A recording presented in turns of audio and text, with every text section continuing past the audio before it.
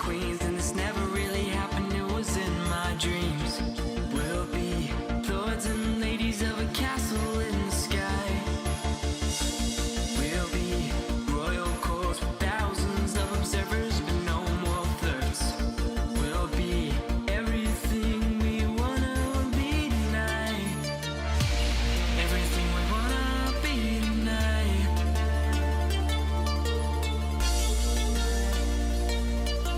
Lords and ladies of a castle in the sky.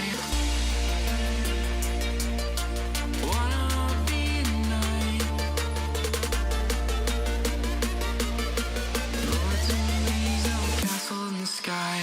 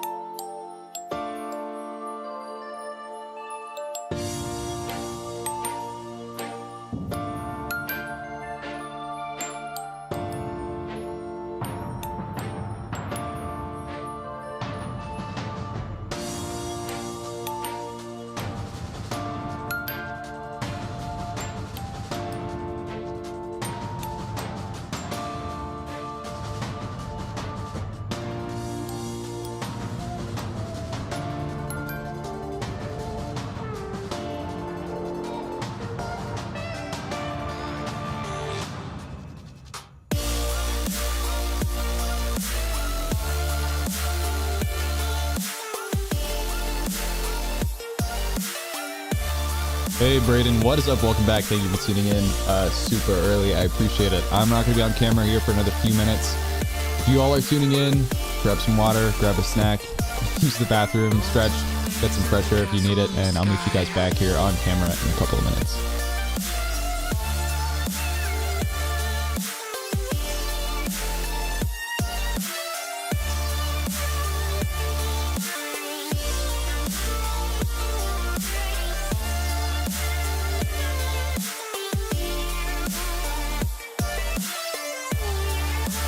Castle in the sky.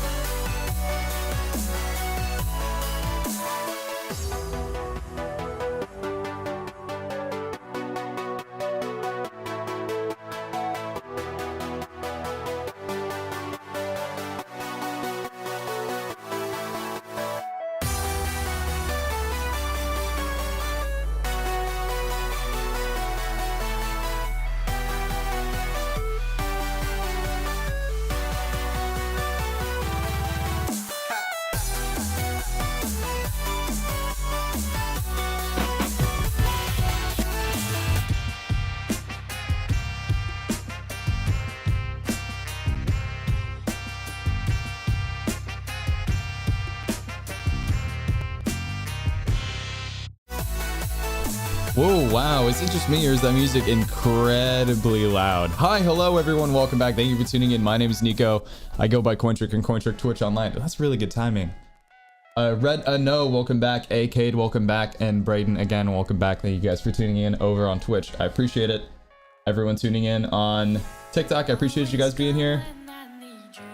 Send myself a few likes. Because why not? Why not? When you can like something more than once anyway. So today, playing Halo again. I actually don't really have anything that I even can unlock in Halo, I don't think. But I was gonna play with my friend Tyler, who hasn't unlocked as many things as I have, I don't think. And we were just gonna talk about gaming production stuff. He's trying to ramp up his production a little bit more. He's been a full-time content creator now for a little while. Just talking about like the kinds of opportunities and stuff that we have, like stuff that works for me, maybe some stuff that works for him. Tilt this camera down maybe a little bit. Tilt down. Oh god. There we go. That's a little bit better. I really feel like I should have shaved, but also I feel like I say that every single live stream.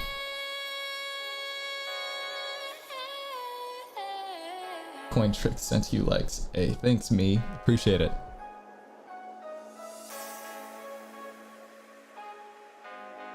I'm here. Let me send him a Discord invite just in case. Nope. Nope. Those are all my D&D people. Hold on. I'm pretty sure. Yeah, there he is. Oh. Wait, are we... That seems unlikely. There we go.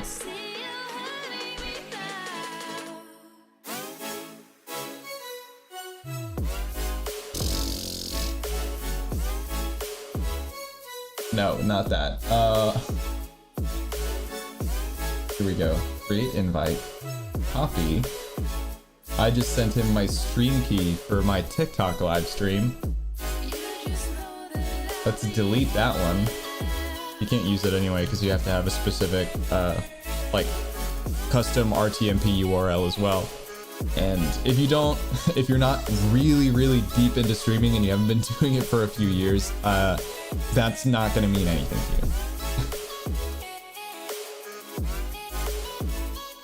Is there any way to... Oh, I can move these things. Yeah, let's put that here in the corner. That way it's not blocking my face and it's not blocking the gameplay. That should be good, I think, right? And let's go here so that I can actually read everybody's comments from everywhere. And I'm gonna try and hop into a game by myself. We're mostly gonna be doing Tactical Slayer, I think, because it is the easiest one to just kind of like muck about in with very little to any risk at all. It's not like, it's different than if you play like competitive, obviously, and if we lose, that's bad because then we like lose progress and we cost that to our teammates as well.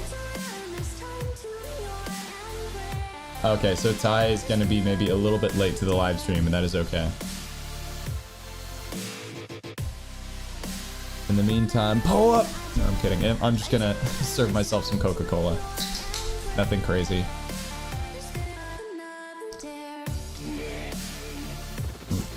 ASMR for everybody. That might not even be picking up on the mic, honestly. Let's do this. This is how I choose to feel 5 gram. I've always told myself that one day I'm just gonna do an entire live stream with the voice changer on.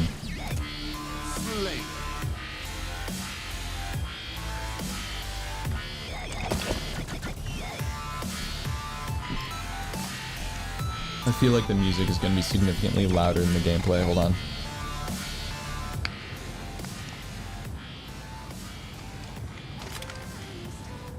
I think right about there. That might even be a little bit too quiet.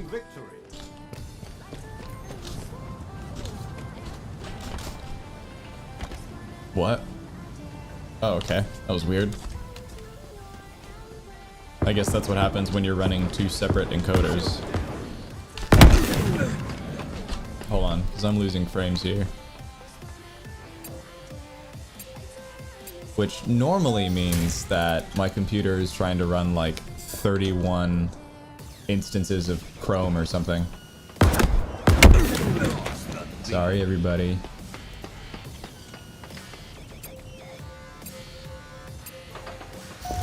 Nope, just the one instance of Google Chrome, but it is eating up some of my bandwidth.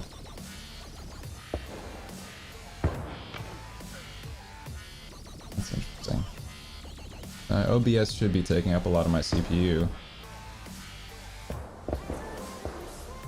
But why does it look like I'm running two separate instances? There's the Google Chrome. Nine tabs. Where? Show them to me, sir. All right. That should fix some of that. Is it? Oh, Lord. Help me pronounce your name. Gemma Daco. Welcome. Thank you for tuning in on TikTok. I appreciate it. How's it going? This isn't an AI writing a story about 1,000 pages of Halo fanfic. No, but could you imagine if it was? I'll try and find that somewhere, maybe during this live stream. I could try and find it between matches, but honestly, the Halo matchmaking is pretty fast. One thing that is new this week that I just learned today. Big and lame. They added a few more weapon types to the Tactical Slayer playlist for the event. There is now Commando Tactical Slayer, which has been fun for me so far, even though I don't normally like the Commando in regular gameplay.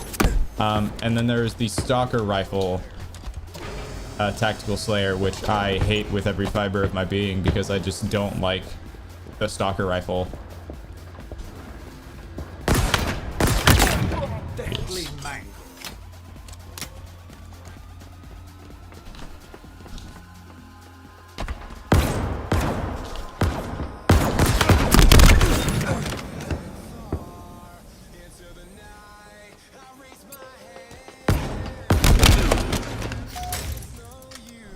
There we go. I like being able to hear my music too.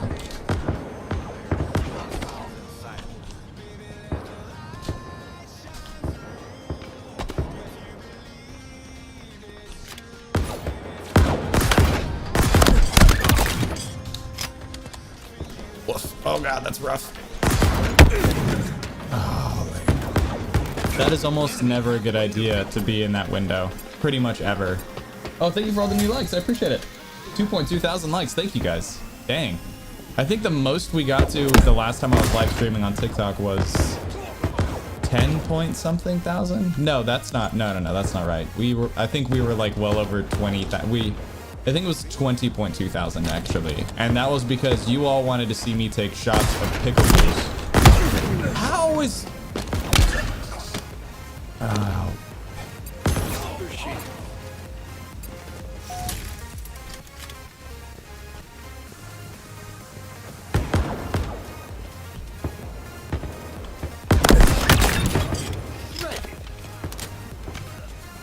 There we go.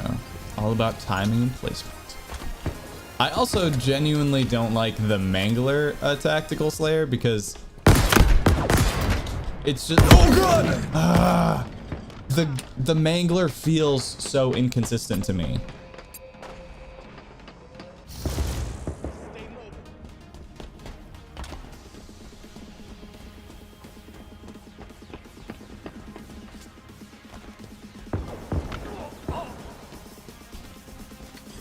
Like, I'm kind of running around guessing how to hit these shots.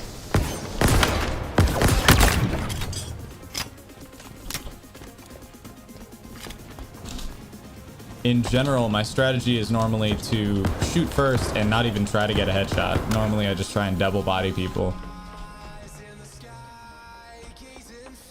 Yeah, on my left.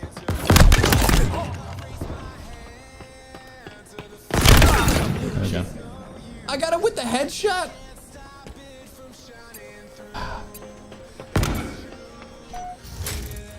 I mean, of course, it's all going according to plan. Got it. Did he drop down?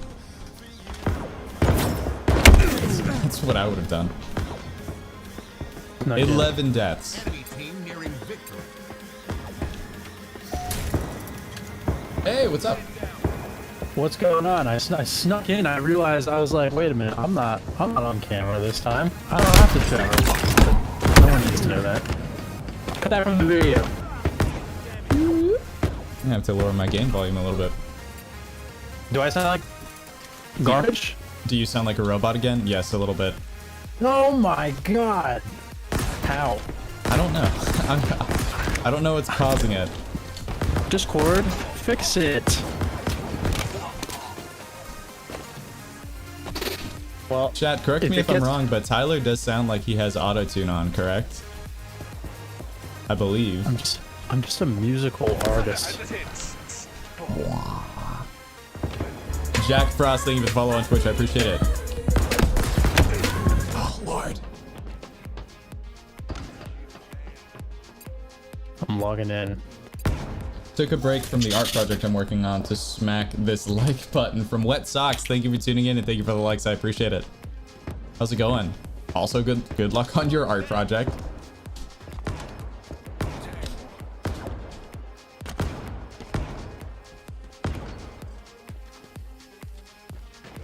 Oh Lord, good God help me.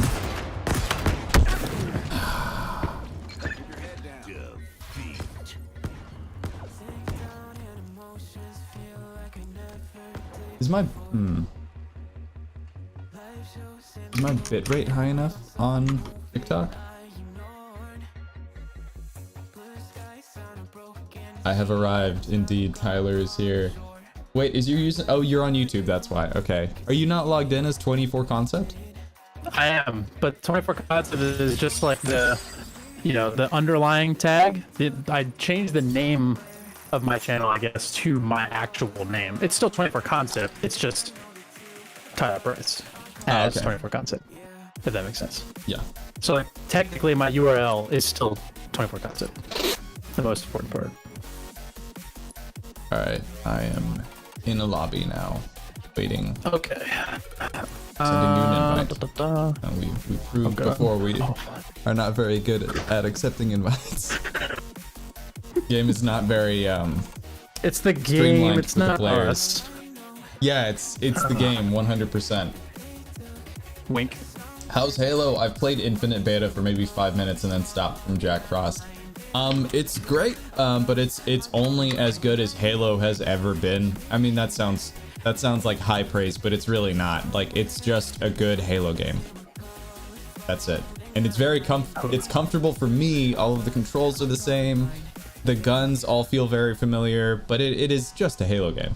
It's nothing like remarkable, really. I'm also red on no. Oh, okay, cool. Thank you for double dipping. Always appreciate that. I'm coming. Everything's just taking 100 years to load. Yeah, tell me about it. I have 2 encoders running and Discord. I already had like one kerfuffle where everything wanted to stop working all at the same time. Yeah, my Halo is like being a butthead right now. Yeah, my CPU I'm is just getting the UNSC maxed. loading. How do I have 6 Discord things? That doesn't make any sense. Dude, they really need to fix this Halo thing. Where like, you like are offline, but then you're online, but then you're not, and then it just sits there and loads And you can't for tell 100 how many years. people are in your party. Yeah. So now it says I have friends online, even though a second ago it didn't. Keeps telling me I'm. Ay, ay, ay. Just The really only other weird. thing I could shut down that might speed up my computer would be my Discord, but let's try and play one game before I make that executive decision. It looks like you're in here, according to 2 of the 3 things. Oh yeah, I see my stuff. Yeah, I see you there, and if you look at the bottom right, it says that we're 2 people connected together, but also if you look just above that on the fire team, I can't. It says I'm playing by myself. I love that. Yeah. That's interesting, huh? And none of my. It's just Halo. Yeah. Oh yeah. Let me reload it because it's just gonna be stupid. There we go. That's a little bit better light, I think, for everybody, right? Hopefully. Hey, bro, what is up? Welcome. Thank you for tuning in on TikTok. Do you prefer Halo or COD? Or all games in consideration. Between Halo and Call of Duty, I prefer Halo. Call of Duty is a fine game. It's just mechanically, I don't enjoy it. I just don't like the way it feels. It's like broccoli, right? It's great for you. It's just not for everybody.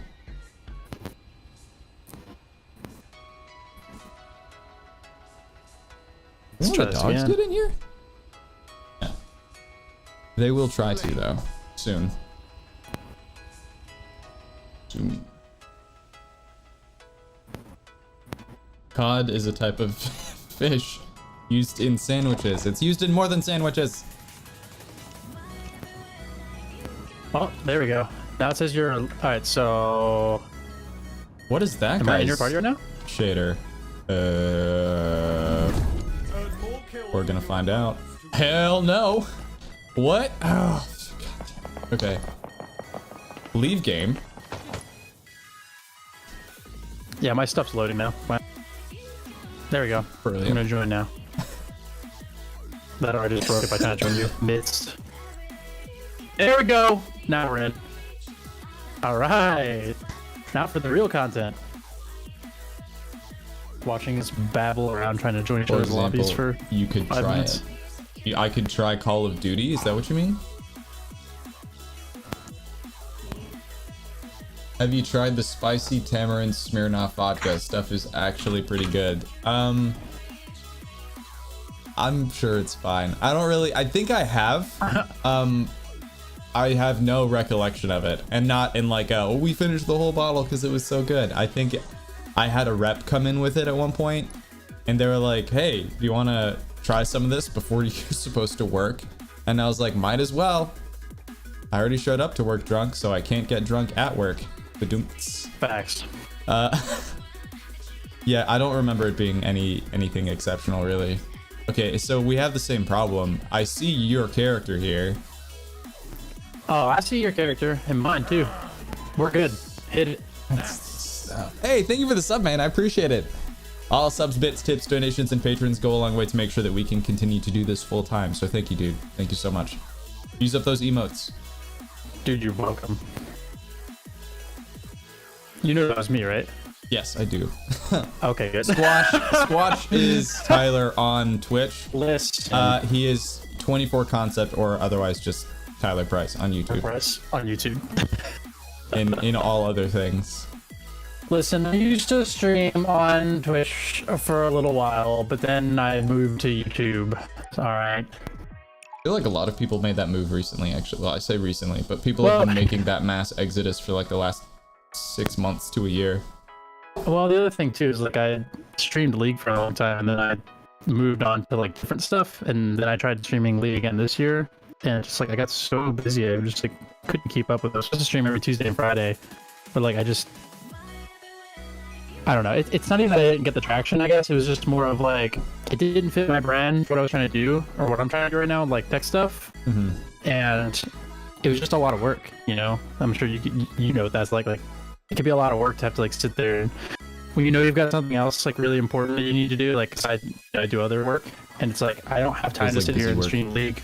Right, I don't have time to stream League for 5 hours just for the sake of keeping up the consistency, because I just have other bigger things. Now, that's not to say I won't do it eventually. It was a trial and error thing. I'll table it for now, and if it makes sense later, at least I know I can do that. I just, it doesn't make sense to do it right this minute.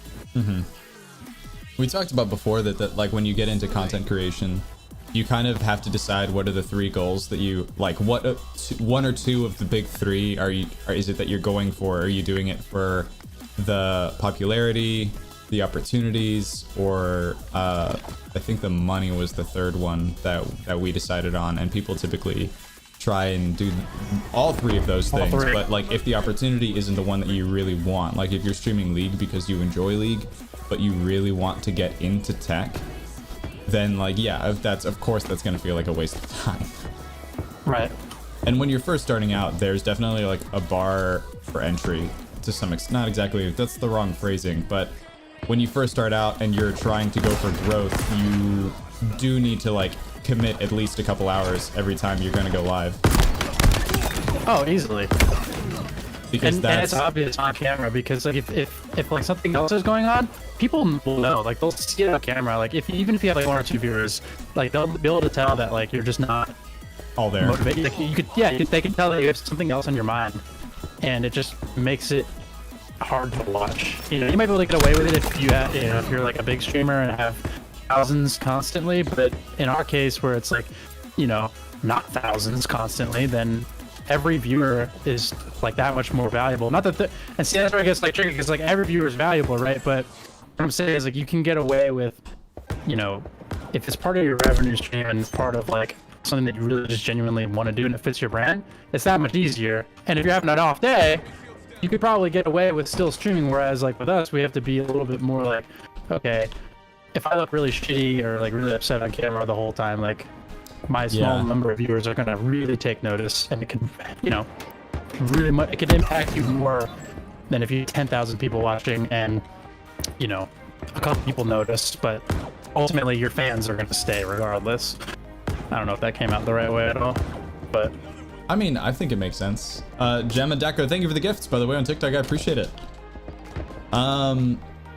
Yeah, when you first start out and you're going for growth too, there's also this thing where like people can tell, and it's one of the reasons why I stopped trying so hard to get as many people to watch all at the same time, all of the time. I have the achievement to apply for partnership on Twitch, and I applied once and didn't get it because like my numbers dipped for like 2 days after 5 months. And they were like, yeah, you really got to keep those numbers up to qualify for partnership. And I was like, okay, great. Well, it didn't just stress me out. It also like affected the people who were trying to consume my content, because it got to the point where I was constantly trying to maximize, like, if there weren't enough people watching, I had to end the live stream sometimes because it would drag down my average concurrent viewership. And that's like the biggest, what's the word, challenge to reaching partnership? Right. Yeah, I joined the affiliate program when it had first launched, way back when, and that was a really unique experience because it's like the stakes are so much lower, and it was so much. I would say it wasn't necessarily any easier or harder to get. It wasn't telegraphed like it is now. There was no achievements thing. There was no roadmap. It was literally just like you were just invited, like randomly. Yeah. Seemingly randomly. Like no one knew what the actual stats were that you needed. Yeah, what to have. exactly it was that you did that got you recognized. The same thing happened to me. That's when I got affiliateship before I think it was even a thing exactly, and this was well before I was on TikTok or had any significant amount of following.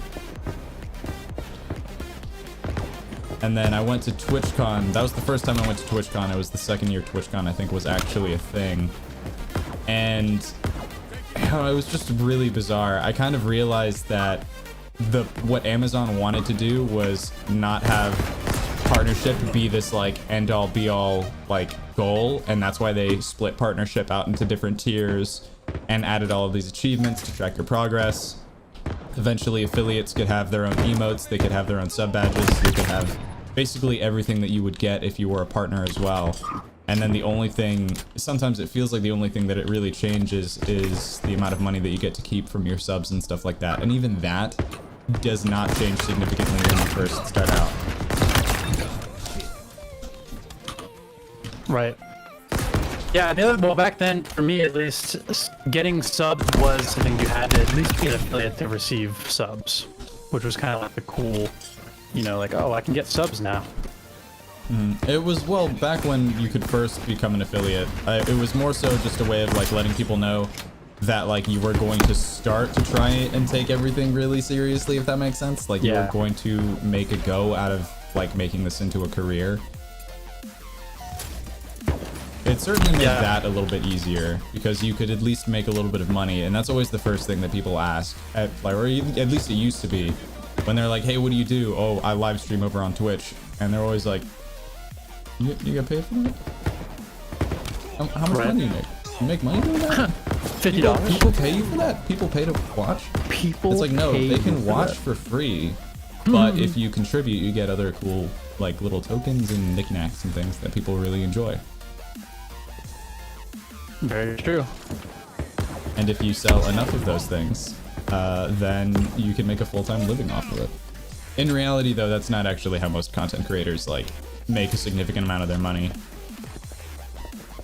No, I was gonna say, yeah, like, you know, what percentage of income do you think comes from subs and viewership on, like, for a live streaming situation versus a brand deal or signing up with a team or org or something of that nature, you know? I think, well, there's also, like, all these other platforms, too, that people set up, like, third-party platforms, like, for example, Patreon or OnlyFans or all of these other things. And when you look at the numbers, including those things, I'm not going to do this justice because I can't remember the specific numbers, but there was an interview between, that's not completely true. Amaranth was on the Ludwig's podcast, and he asked her, how much do you pull in from Twitch subs and how much do you pull in from OnlyFans? Granted, Amaranth is like a huge content creator, obviously, so her numbers will vary wildly from like your average person, but she made a vast amount of money on Twitch, obviously, because of just how many followers she has and how long she's been doing this. But when you compare that to like this relatively small amount of time that she's been on OnlyFans, she was like, it was like millions and millions and millions more dollars on OnlyFans.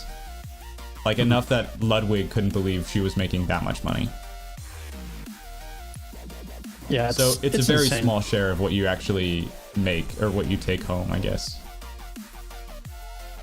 Your Yeah, subs and anyway. in my case, you know, not doing the live stream stuff as much, you know, the whole formula changes, right? Like, I think people sometimes just don't realize that, like, streaming and making VOD or like VOD content are two different things, different styles. You know, they just kind of bundle everything under one, like, yeah, it's like photography, right? Like, not every photographer is a wedding photographer. You know, not every photographer is a product photographer or an automotive photographer or a portraiture. You know, not every photographer takes, you know what I'm saying? Like, it's like, it seems as though, like, okay, well, what's the difference? You're just taking pictures of a different thing. That's exactly the difference. Taking pictures of different subjects is a completely different art. You know, yeah, use the same tools, but just like an architect uses a pencil to draw a bridge, an illustrator also uses a pencil to draw cartoons, but they're two different things. They're You know, yeah, they're not like cartoonist- transferable skills. Right. Exactly. A cartoonist isn't going to immediately jump into being an architect and know how to draw, you know, structures, whereas an architect's not going to be able to jump in and draw cartoons.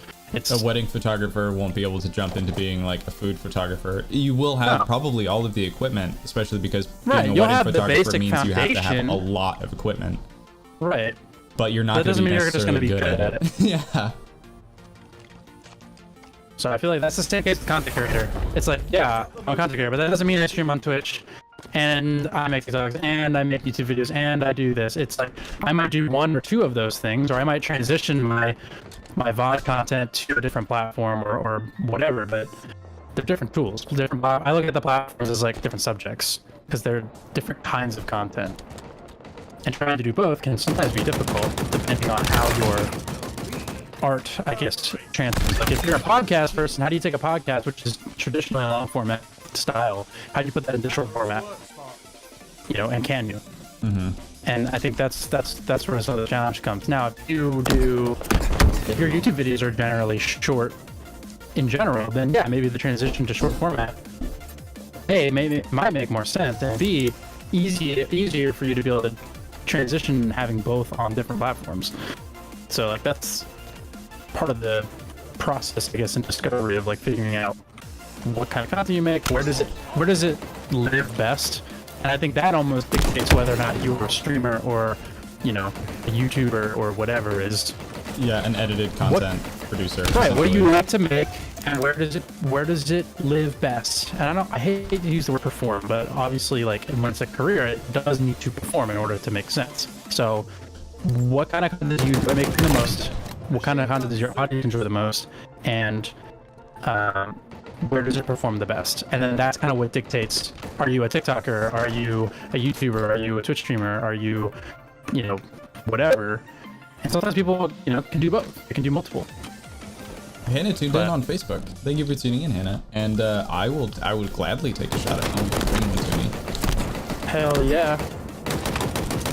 And a brave one, please. Sad face. There we go. Double kill. I have this, so I meant to, speaking of alcohol, I meant to send you something. I'll send it to you later. It's this coffee liquor that I bought. And it's a guy on DC who makes it himself, and it's really fucking good. I mixed it with some coffee, obviously. It's so good. I'll have to send it to you because I Is can't it remember the creamy name. or is it like a black coffee liqueur? Black coffee liqueur. Oh, okay, that's typically what I prefer. Most people are like, Yeah. there's this really cool coffee liqueur I just tried, and it's like Baileys.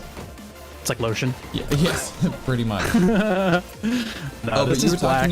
you were talking about how like when you're jumping into content, there's I think there's kind of like a stigma now that like you mentioned, you have to be doing TikTok and YouTube and Facebook and Twitter and like live streaming on Twitch when you tell people that you're a content creator.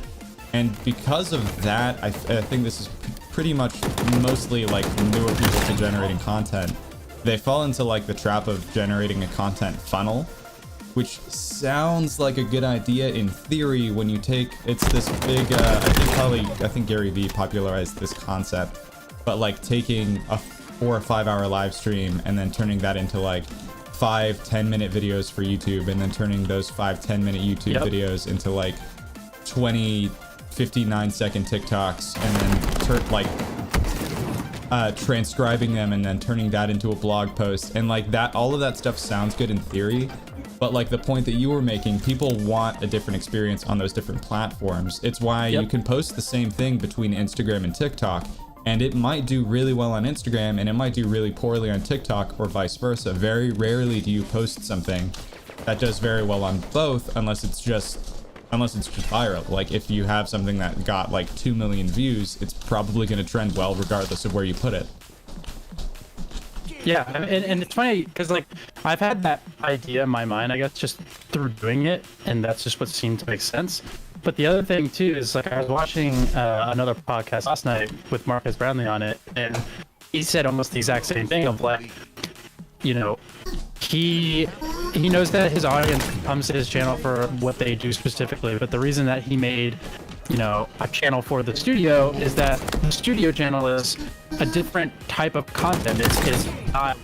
It's like humanizing the team. It's about playing a character. It's about showing some behind the scenes stuff of the team, and showing the personalities of the team more so than providing you the information of a product. And the same goes for his shorts or his TikToks, which are also done the same way. He doesn't have like a normal MKBHD TikTok where he uploads his videos, he cuts them down for TikTok. He makes shorts on a shorts account or a TikTok account, whatever, but his main content only is viewable on his main content or on his main channel.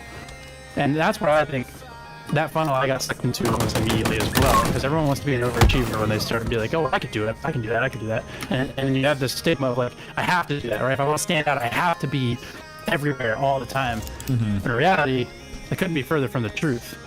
Well, I will say that if you no want to one grow on person Twitch, can do all of them I learned that the hard way. by themselves. But Unless if have you a do want to team. grow on Twitch, you do need to be present somewhere else. Like you need to be growing somewhere else and directing those people over to Twitch, because Twitch has no tools for discoverability whatsoever.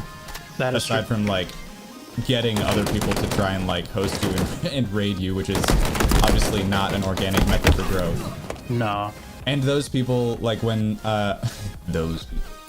when people raid or they show up to your live stream because you've been hosted, even if they follow you, they more times than not, they're not coming They're not back. coming back. That's Yeah, they're just not the coming one back. time that they showed up.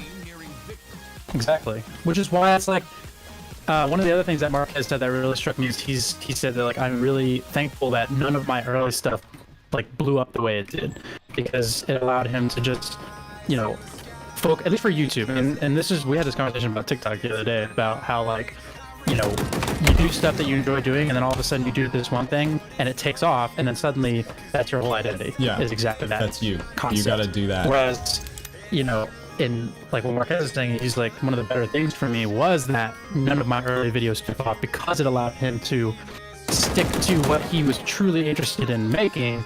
And yeah, it was a slow burn, but the slow burn is what created the longevity.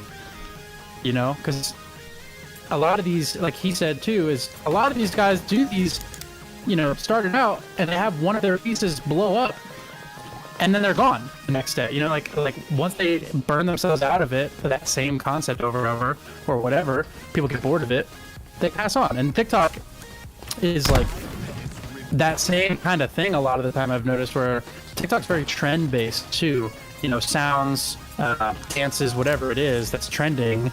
It's not like YouTube doesn't have, at least from my perspective, like YouTube doesn't have stuff quite like that. Like if a trend is going on, you don't see it on YouTube, but on TikTok, you know what the current trends are, because everyone's using this sound, everyone's using this format, everyone's using this whatever. And it's like strange because some of the creators manage to stay and keep doing what they're doing, and a lot of them, once that trend passes, gone. And you never see them again. Well, there are some trends, like, I guess they're memes, but things like the Harlem Shake when that was really big, or the Ice Bucket Challenge. But compared to the trends that people can grab onto on TikTok, like TikTok is much, much, much more trendy. But the thing is, you shouldn't follow trends as a means for finding your brand, right? Your initial brand, because... And I think that's what a lot of early creators do, because they see that initial explosion of success, quote, success, right? They see the views as success and say, this has to be what I do, you know, because they don't know any better, right? Because that's like in your brain, that's naturally what you think is like, I did all these different things. They only have 2,000 or 3,000 views, but this one has 2 million views. Why wouldn't I keep doing that? Right? It's like replicating success, but it's like very, very misleading a lot of the time.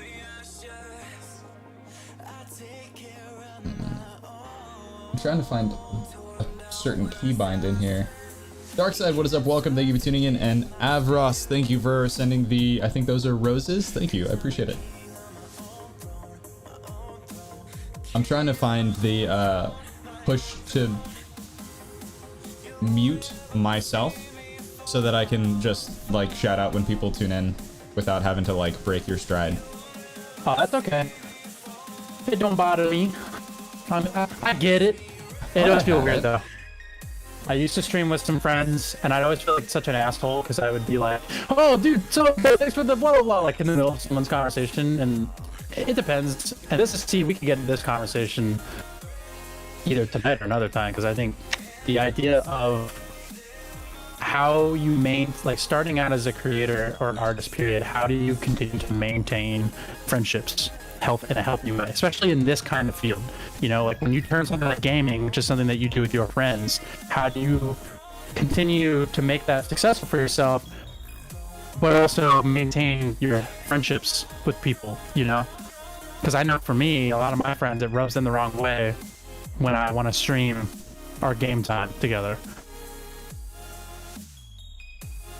Hey, there we go. Okay, so I figured that out. Yeah, when I started live streaming, it was on YouTube, and like I think this happens to many people, especially if you're getting into live streaming content creation through gaming, is that you and your friend do it, or your friend sees you do it and they want to try it, and then their friend sees them do it and they want to try it. I still get messages from my friend Jacob, who started live streaming with me way like a long time ago. I still get messages from him where he's like, hey, my buddy's getting into live streaming.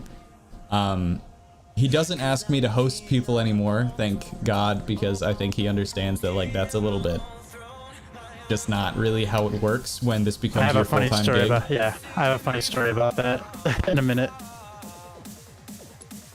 But that's, I mean, that was pretty much that. I also want to see what is in this. Hannah brought a package in here. I'll queue up for another match though.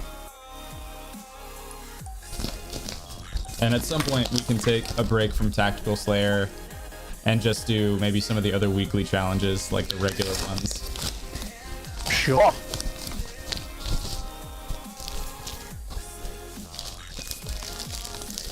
These might be some notebooks that I got because Hannah told me that she wanted some decent ones for work. What is this though? Okay, this is the one I got for her. Oh, it came with a nice little pen and everything.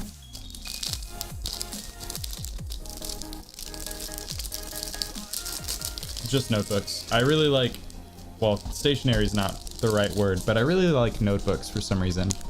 I just like having a bunch of places to be able to keep thoughts organized. Same. Except I'm left-handed, so.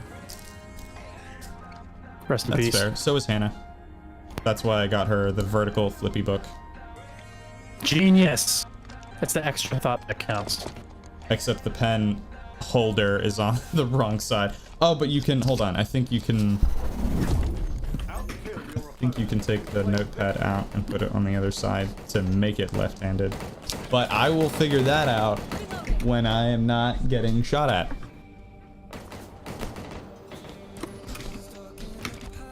How much of these weird tactical Slayer matches have you done with the like without the battle rifle? A decent amount now. I mean, I'm sorry, my dogs are barking because my dad just got home. I've played a fair amount. I guess I'm just so used to playing, like, I mean, I played SWAT in Halo 3. Like, that was the only game that we played was SWAT. So once they added it to Infinite, I just got used to always aiming for the head anyway, no matter what gun I'm using. So it's a good practice to have. I think I enjoyed is. playing SWAT way back because without that, I would never take it upon myself to even try to aim for people's heads unless I was using a sniper rifle. And even Right. then, most of the time I couldn't be bothered. I would just try and like get two in the body. And that's the beauty about SWAT is I always tell people all the time, like, it teaches, like, play a bunch of SWAT because it teaches you how to play the game better. It penalizes you for missing headshots, but it rewards you so much for hitting headshots. And once you take that habit into any other playlist, you just do so much better. You also learn how to react quickly because like if you take damage without dying, you only have like about a half a second to find cover or like figure out where your enemy is and try and like pop one in their head instead. Yep. No, it's definitely a good mode. Now, it can be really unfun when you play with a group that's like way more experienced than you. But if the matchmaking's not bad, then it's usually a pretty good time. Oh god, I'm doing so terribly here. The other thing I learned about Halo that someone told me was don't sprint. People make the mistake of sprinting all the time, and the amount of frames that you miss out on while sprinting when you pull your weapon back up is enough to cost you, especially in a mode like this. So there's really no reason to sprint. Especially in like Tactical Slayer, they say like just don't sprint at all. It's very misleading. Sprinting and to you. reloading. Yeah, like if you can use the sprint to get the cover, great. But like people have a bad habit of always sprinting. Yeah, sprinting to get everywhere. It's also louder. So when you're playing with people who are actually taking the game seriously and they have like these big ol' headphones on, they can definitely hear your footsteps if you're running. That's how sometimes I can just guess that, oh, there's a dude around this wall on my left.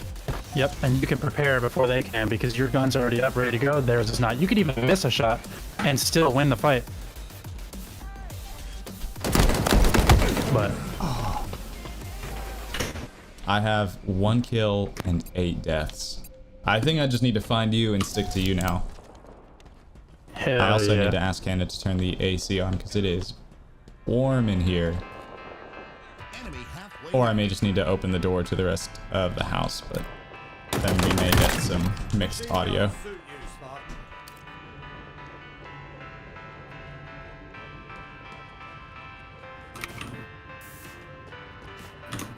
Where's the enemy?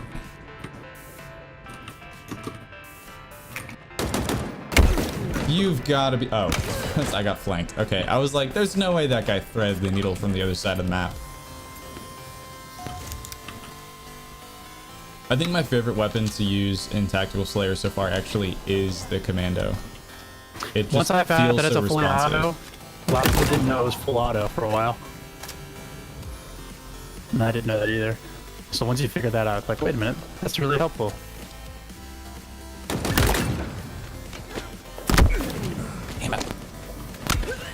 Okay. Alright, I've got some kills up on the board now. I don't feel so bad.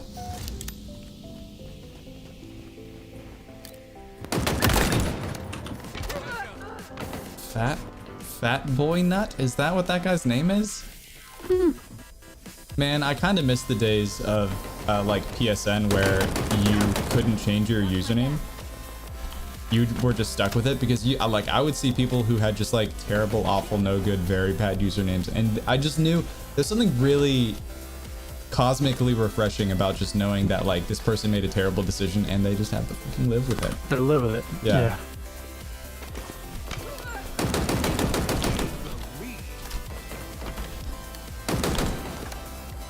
That was optimistic. What? That guy has a very fortunate coating. The color of his armor is very good for this map.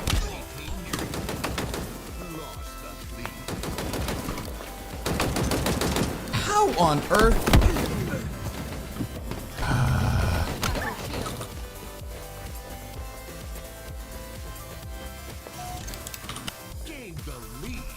We can win, I believe. Shields are down. Oh, they're on my side, aren't they? They're on your side. They've got to be, since everyone's over there. There's one I just Yep, saw there they over are. there. Yeah, you got one coming up on your left. So close. There's got to be something wrong with me. Oh, if I would have got a double kill there.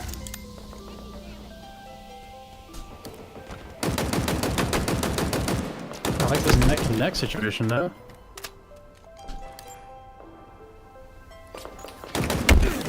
How, bro? How? What? Enemy shields down. Explain, Bungie.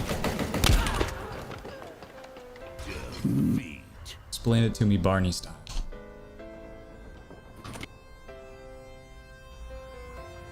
So let's talk about the subject of you, in your case especially, because this hasn't really happened to me, but you have a following, you know, people, friends of yours, whatever, recognize you have a following, and they themselves are streamers or like want to stream or, you know, make videos, or they have a friend that does, and they're like coming to you and they're like, yo, can you like host my friend, or hey, can you do this, Yeah. you know, with my friend. Thought, what is, you know, walk me through a little bit of that, and then I'll give you kind of my interesting experience being on the other side of that. What happened like today that I thought was funny.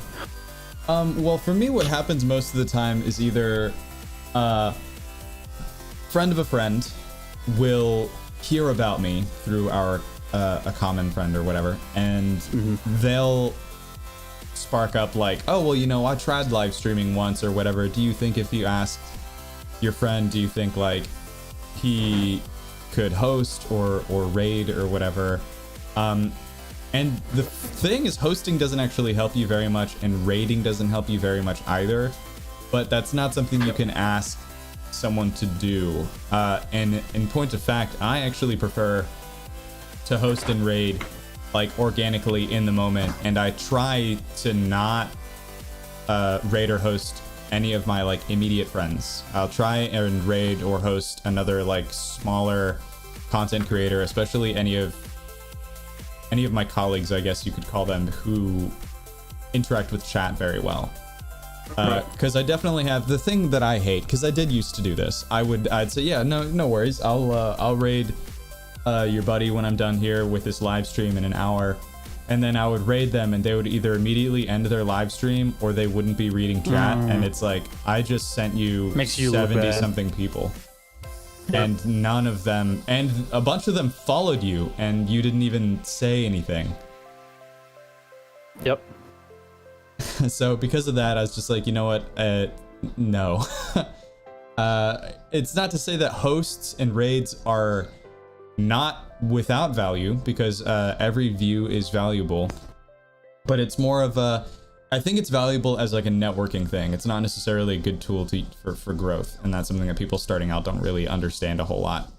Yeah, they're looking for that instant, you know. Yeah, I'm trying to just gratification. get that bump to get me up to affiliate, which is very easy if you have someone who can like Yep. raid you a couple of times and get you to the average concurrent viewership of like 3 or whatever But that you need.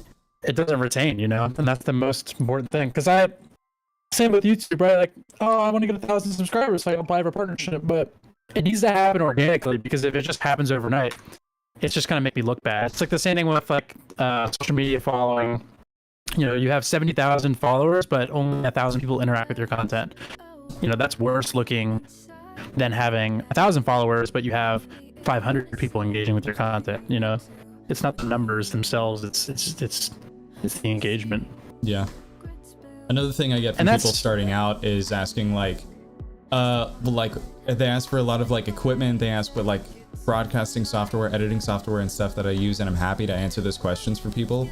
But I hate when I see people get trapped in the mindset of like, I need what he has before I can start. No, just start. That's the most important step, is to just start making content with what you've got. And if you really love it, it won't matter if you don't have a bunch of people watching, and it's not going to matter that you don't have like a Go XLR and a Stream Deck and like a computer that you built specifically for live streaming. But if you want those things and you do fall in love with creating the content, you will pick those up organically. And because you've waited and you've realized that these are the things that you want and not just things you told yourself that you need, you'll know what to do with them when you get them.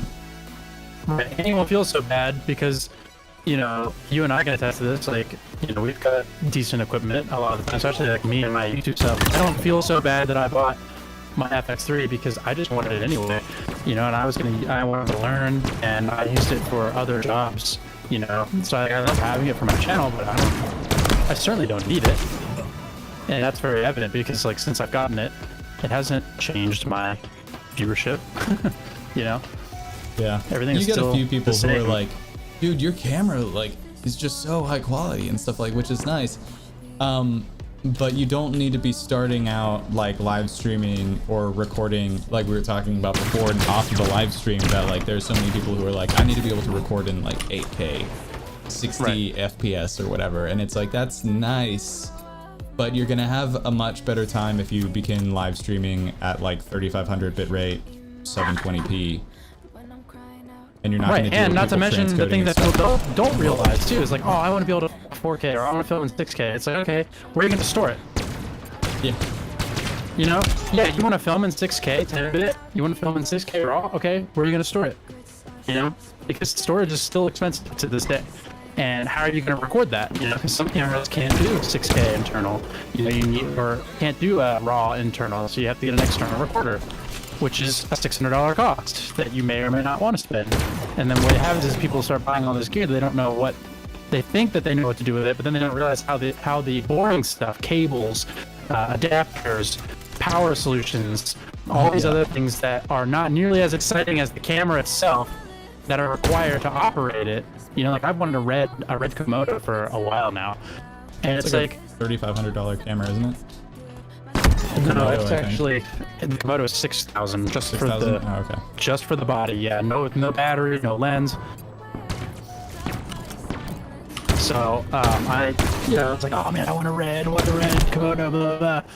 And it's like, all right, so it's 6K for the box, right? Maybe I could swing that. What about batteries? What about lenses? Like, I don't have Canon lenses, so I'd have to basically, you know, one of the biggest things is like, you don't want to own multiple kinds of lenses, right? Like, stick to one brand. Like, if you want to be a Sony shooter, try to stick to Sony because it's just going to save you in the long run from having to buy the same lens twice. You know, you don't want to buy two 70 to 200 lenses, one for one mount, one for a different mount. That's just like, you know, Or annoying. like And you it's only just- have one 50mm lens, but you can only use it on your Sony camera, and all the rest of your lenses Yep. are on your Canon camera, because that means now you have to bring two different camera bodies Cameras. and all of your lenses if you want to have all of those options when you go to shoot. Yep.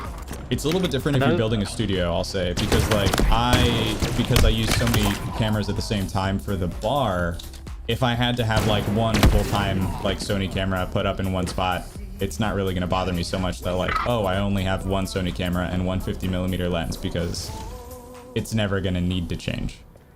Right, but if you were to build, so, you know, when you built that, you didn't necessarily buy all those cameras at the exact same time. Oh, no. If you were in a Absolutely position, right, so if you were in a position where you were like, I'm building a studio, I need 5 cameras, you would probably buy 5 cameras at least from the same brand, you know, so that there's some consistency.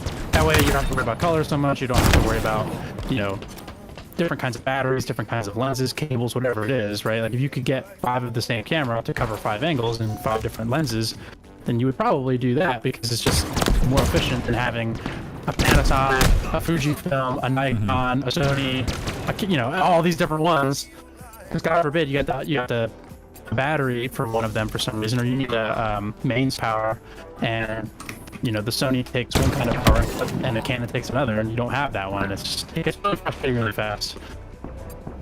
But that's the stuff that people don't understand. They see these big streamers and they're like, oh well, in order to be good, I must have to have that quality. And it's like, well, these guys usually have like a team of people who are in charge of their production. There are a few that are knowledgeable enough to do it, but most of these guys, like, they have a, you know, either their org comes in and someone from their org does it for them, or they have a friend that does it for them, and they don't ever touch it again.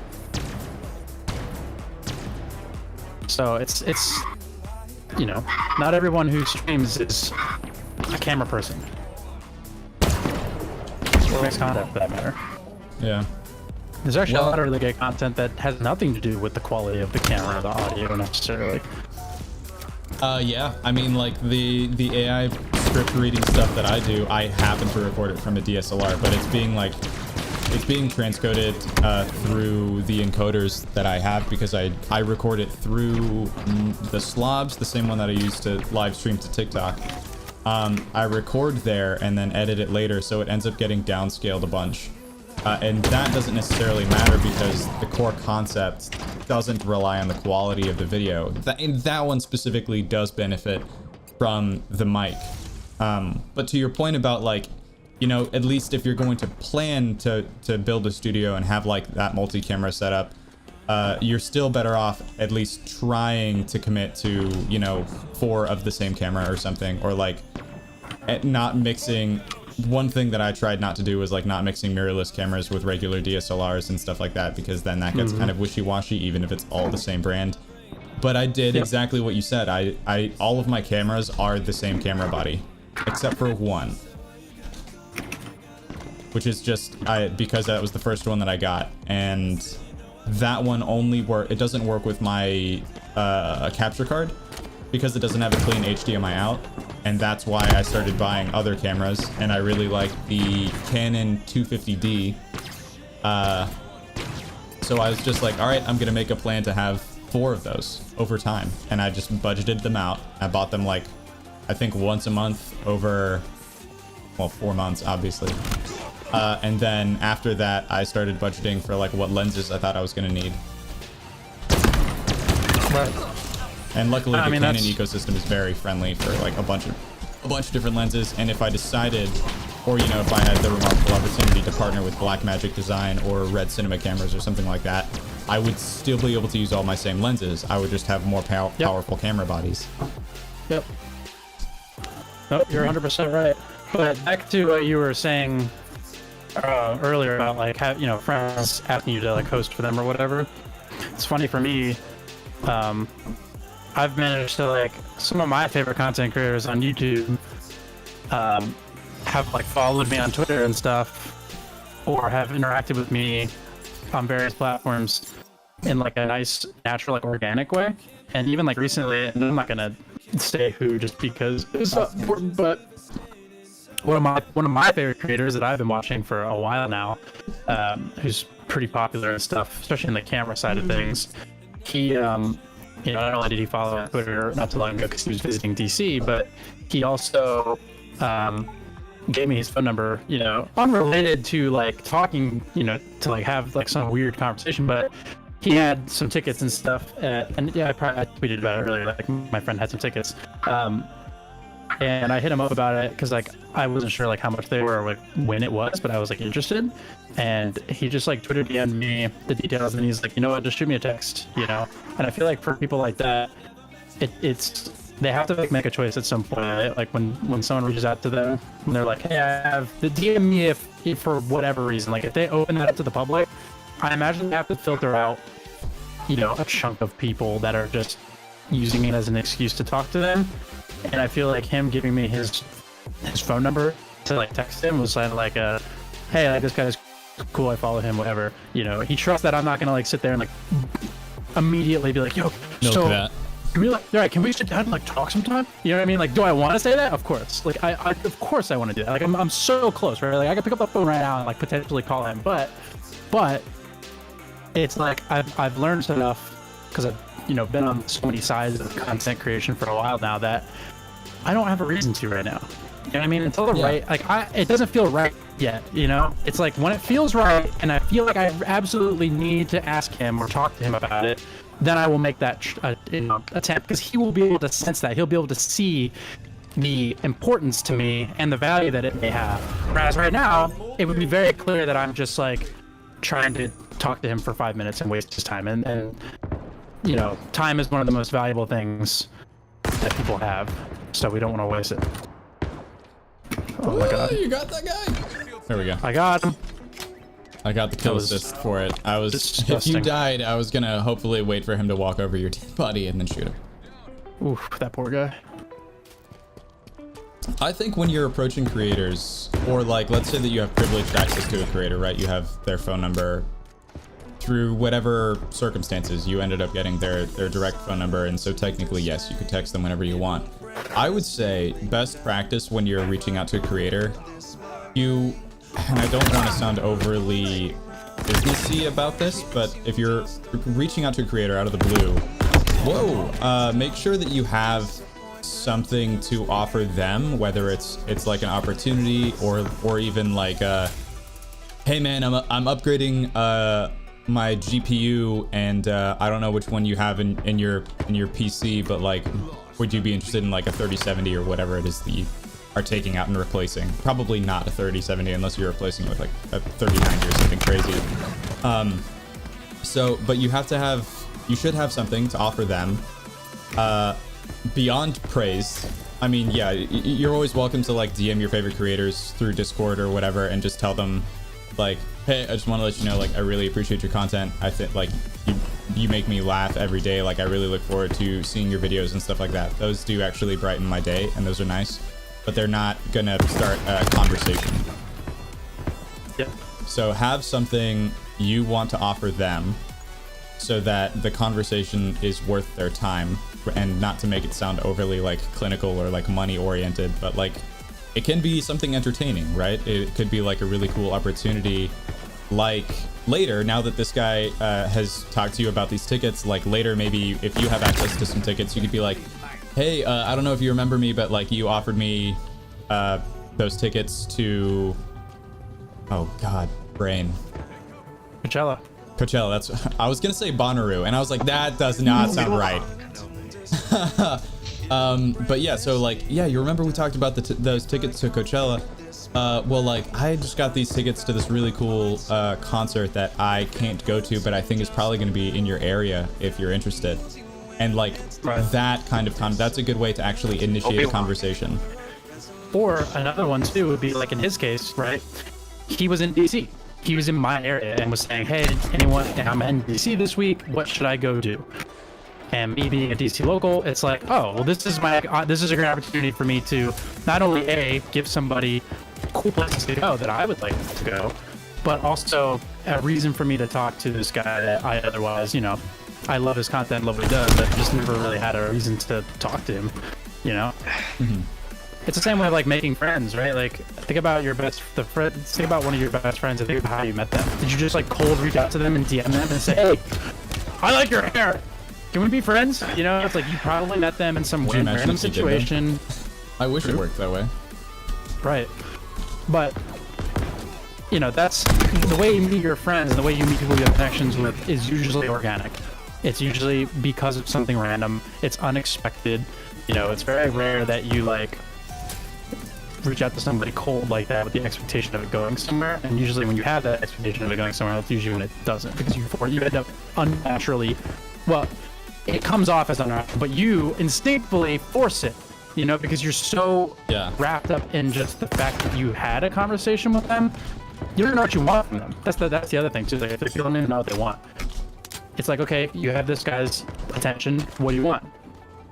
And then it's just like, well, you know, I don't, you know, and it's like, all right, well, I have things to do, you know, appreciate you reaching out, but like, what do you need? You know, like you wouldn't text your best friend necessarily, or you wouldn't text an acquaintance, I should say, maybe your best friend, you would text them anytime, but you wouldn't text a coworker or an acquaintance to tell them nothing. You only text them or call them or email them depending on what you need. If it's really, really urgent, you call them. If it's something that can wait, you email them. If it's a meme or something funny that you know, that doesn't warrant a response, you DM it to them on Twitter or something, or you know, whatever. So that's just one of the things I've learned as I'm in the stage of where I'm at, where we talked about this the other day, of like wanting to collaborate more with creators or just building my network of creators in general. And that's tricky. It's really tricky to do the right way, right? Because it's like, it's important. It's an important part of working in any industry, right? Like if you're a producer like I am in the esports industry, well, the best way to get better at your job is not only to like work harder, but it's also to like know other folks in your space. Get to know other producers, get to know other directors and things, and learn from them, ask them questions. If you have opportunities to work with them, you know, or whatever the case is, and that's how you build that network there. And then, you know, you stay connected with them, now you have resources. And the same thing with the creator economy is like the word I like now. You have to know other creators in order to like get better to a degree. If being a creator is something you like to do and want to do and turn into something, you have to know other creators. Like there are no really big creators that have been successful and done what they've done without having a network of other creators that they know, have worked with, are friends with, whatever. Like it's just not, the creators that don't do that, don't have that network, usually plateau and have a limited amount of growth. But I feel like that could be something in the industry. I was doing really well in this match, and then now not so much. I feel like I've died like 6 times without contributing anything to the match. Same. God, I just don't like the Mangler. In regular play, it's fine because I know I can like shotgun melee. Yeah, true. Yeah, it's a one shot, one melee kill. The other thing I was gonna say about like as far as like contacting creators, beyond, if you don't want it to feel overly business or like that it's money centric or that it's opportunity centric, if you want to contact a creator because there's something that you want from them, for lack of a better term, whether it's like collaboration or anything like that, like be prepared to explain in detail what it is that you want, and because like it has to be more than like, hey, can you host whatever. Like it'll go a lot further if you say, hey, I'm planning a live stream this day, we're doing it for charity, it would mean a lot to me and it would mean a lot to the charity that we're raising money for, if you would just host our channel for that day. I'd almost pose it as a question and being like, would you know, you would only offer to them if the opportunity seemed like it lined up with their brand, and be like, hey, like, would you be interested in contributing by what you want from them? And then that way it leaves it open to them to not feel guilty about not doing it. They say no, but you're genuinely trying to be like, hey, like, I thought this would be cool. I thought this might be something you might be interested in. And that way you're leaving it so unbiased to them to be able to make a decision comfortably, so that will at least warrant a response from them. They'll feel more comfortable saying no if they're not interested, but also it could be it makes them feel more comfortable to say yes because someone took the time to recognize what their brand is, what they do, and brought them an opportunity that actually fits that. Because and that's where I've heard a lot of creators get frustrated, is like brands will approach them to promote something that's completely unrelated to their brand. You know, yeah. and it's like you just want me to promote your product because of my size, not because of who I am, what I believe in, what I'm interested in. And that's where people, and that same principle applies to just randomly reaching out to people. You know, pay attention to who you're reaching out to and why you're reaching out to them, because that's going to warrant whether or not they are willing to take the time to respond to you. Yeah, acknowledge the crossover, because I get a lot of this, probably the same thing probably actually happens to you, but I get a lot of people who like opportunities that reach out to me that are like, hey, we really like what you do on TikTok, we think like partnering with us would make a lot of sense. Like, check out our website down here and tell us what your rates are. And then I'll check out their website and it's like they're selling backpacks or NFTs or something. And I'm like, how do you even imagine I would be able to implement this into my content? And I used to at least do the courtesy of sitting down with them and explaining, hey, because I don't want you to waste anybody else's time. Just because I have a significant following does not mean that that's going to convert to clicks for your stuff, because I have to be able to fit it into the 3 pillars that I've built my brand on. If it has nothing to do with, this is back when I only had one TikTok page. If it has nothing to do with alcohol mixology or the service industry, I won't be able to convert those things into clicks. Right, that's a bad thing for both parties, right? Like, they need to recognize that that is negative for both of you, not just you, not just them. It's negative for both. It also kind of makes And- you look incompetent as the creator. Right. Like, it makes it because look it's like you why don't would know what you're doing. Like, how come, why is it that you have 1.5 million followers, but you can't get like 500 people to buy this $1,500 pair of shoes or something stupid like that? I don't know. Right. That's an Exactly. 'Cause exceptional again, example. It's right, and that's the numbers game playing a part again of like 1.5 million followers must mean that, you know what I'm saying? Like that's like this funny thing is, like, anyone who's involved in the industry knows that the number doesn't directly correlate to validity, right? But to outside people and the outside, you know, non-endemic to the space, people look at the numbers as a direct correlation to, you know, their ability to sell, their ability to be profitable, their success.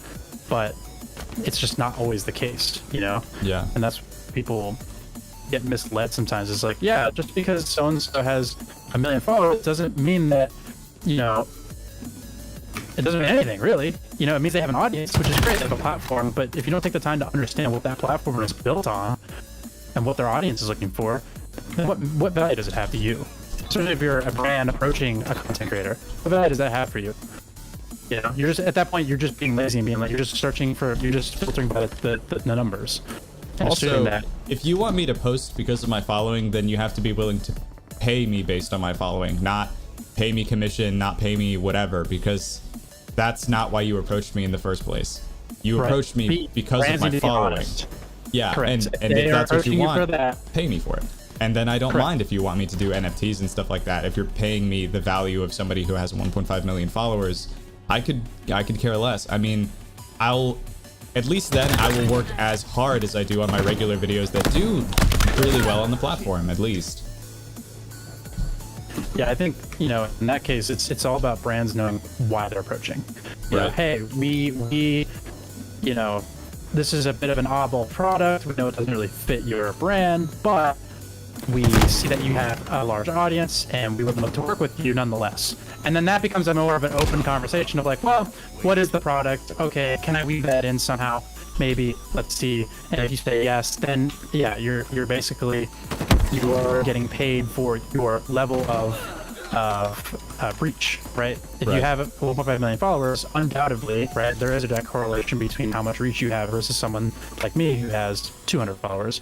You know, that is a direct correlation, but you know, there is no direct correlation to say that, oh, if I give this product to this person with 1.5 million followers, it's going to sell really well. Like, that's just not true.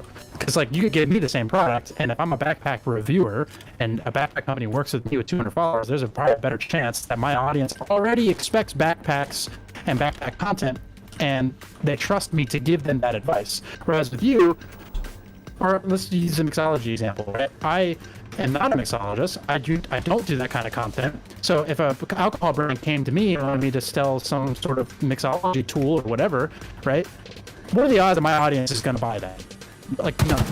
Because I have no doubt. They know, my audience knows that I have no experience with mixology. It's not my brand. It's not my thing. Whereas with you, on the other hand, if a mixology brand comes to you, you know, and they see you using it and you promote it and you say, yeah, no, I love this thing. This thing's awesome.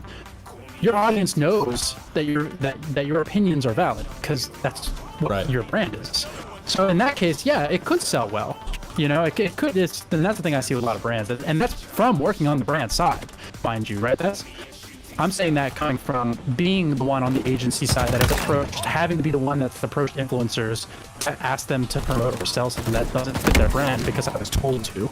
You know what I mean? Mm-hmm. And that's just the, you know, the way the cookie crumbles in that industry. It's like you're just told to. You know, the higher ups say, nope, we're gonna go with this influencer. We need you to reach out to them and ask them to promote this. It's like, well, you know, you could say, well, I don't think that fits. Well, blah, blah, blah. Doesn't matter. They'll say, it doesn't matter. You know, we're gonna pay them. And it's like, you know, I think to some extent the reason people do that is because they know they suspect that they can get away with paying somebody less if they're not a qualified expert in whatever it is that you're doing. But that's also where this idea that like if you're hiring me based on my following, then you have to pay me based on my following. And I think that's true of all TikToks, really. That's the only reason any advertisers approach any TikTokers is because of the size of their following. It's a little bit different because like you could have 200 followers on TikTok, and if you don't have like a really well-established brand and you do some sort of like branded content, that could be the video that does pop off, and that could be the one that does make a lot of sense to get paid per click or get a commission or whatever. But if you're getting the attention because of the size of your channel and not the quality of your content or the number of views that you get, then I believe that's how you should be getting paid. Yeah. Maybe in all things, actually. I don't know. YouTube's a little bit different. And that's what's always fun, right? It's like, you know, you definitely obviously like TikTok and streaming and stuff, and then I'm like pretty much full on YouTube, a little bit of YouTube streaming, but mostly VOD content, both personally with my own content, but also professionally with other orgs and other groups and stuff. It's interesting. I mean, and I think that's like for the longest time I didn't know what I wanted to do with myself in my life. You know, like I come from an IT background, master's in business and technology, and was supposed to go off and be a software engineer and what have you. And I don't know what changed, right? What I'm gonna do, but like back in school, like I started an esports program at my university, and someone got me into esports and gaming. And I think what I always had this fascination with like creating really cool. I didn't know really what content was. You know, I was like, I just want to make videos because I've been making videos with my friends since I was like 10. Oh, I was the same way younger when I first started. You know, so it's like, how the hell am I supposed to know any better at that time? Because content wasn't like a means of making a living. It was just like there were a couple people doing it, but it wasn't like it is now, where it's like a genuine path. And that's what's like so intriguing to me, and it makes me feel so good now that the space is in a place where you can do something with it, and the hard work is paying off to where I can actually do what I truly am passionate about as a job, and that's what's super rewarding about this. Like, as much as it's difficult and very hard a lot of times, there are moments where I'm like,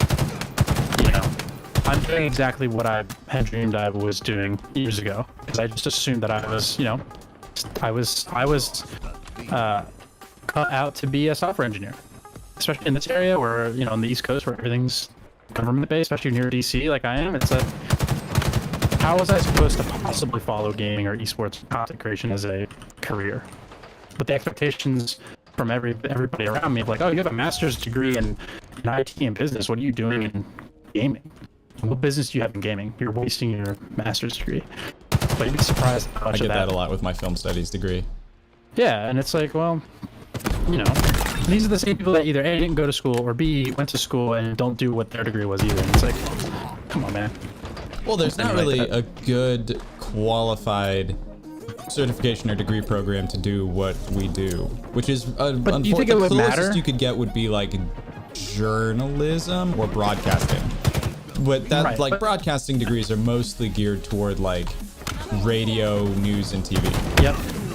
Live production broadcasting on television, which, mind you, all that is very different. That's a completely different industry than content creation as a whole. Like, I wouldn't necessarily consider the news as content, because it fits in a different way.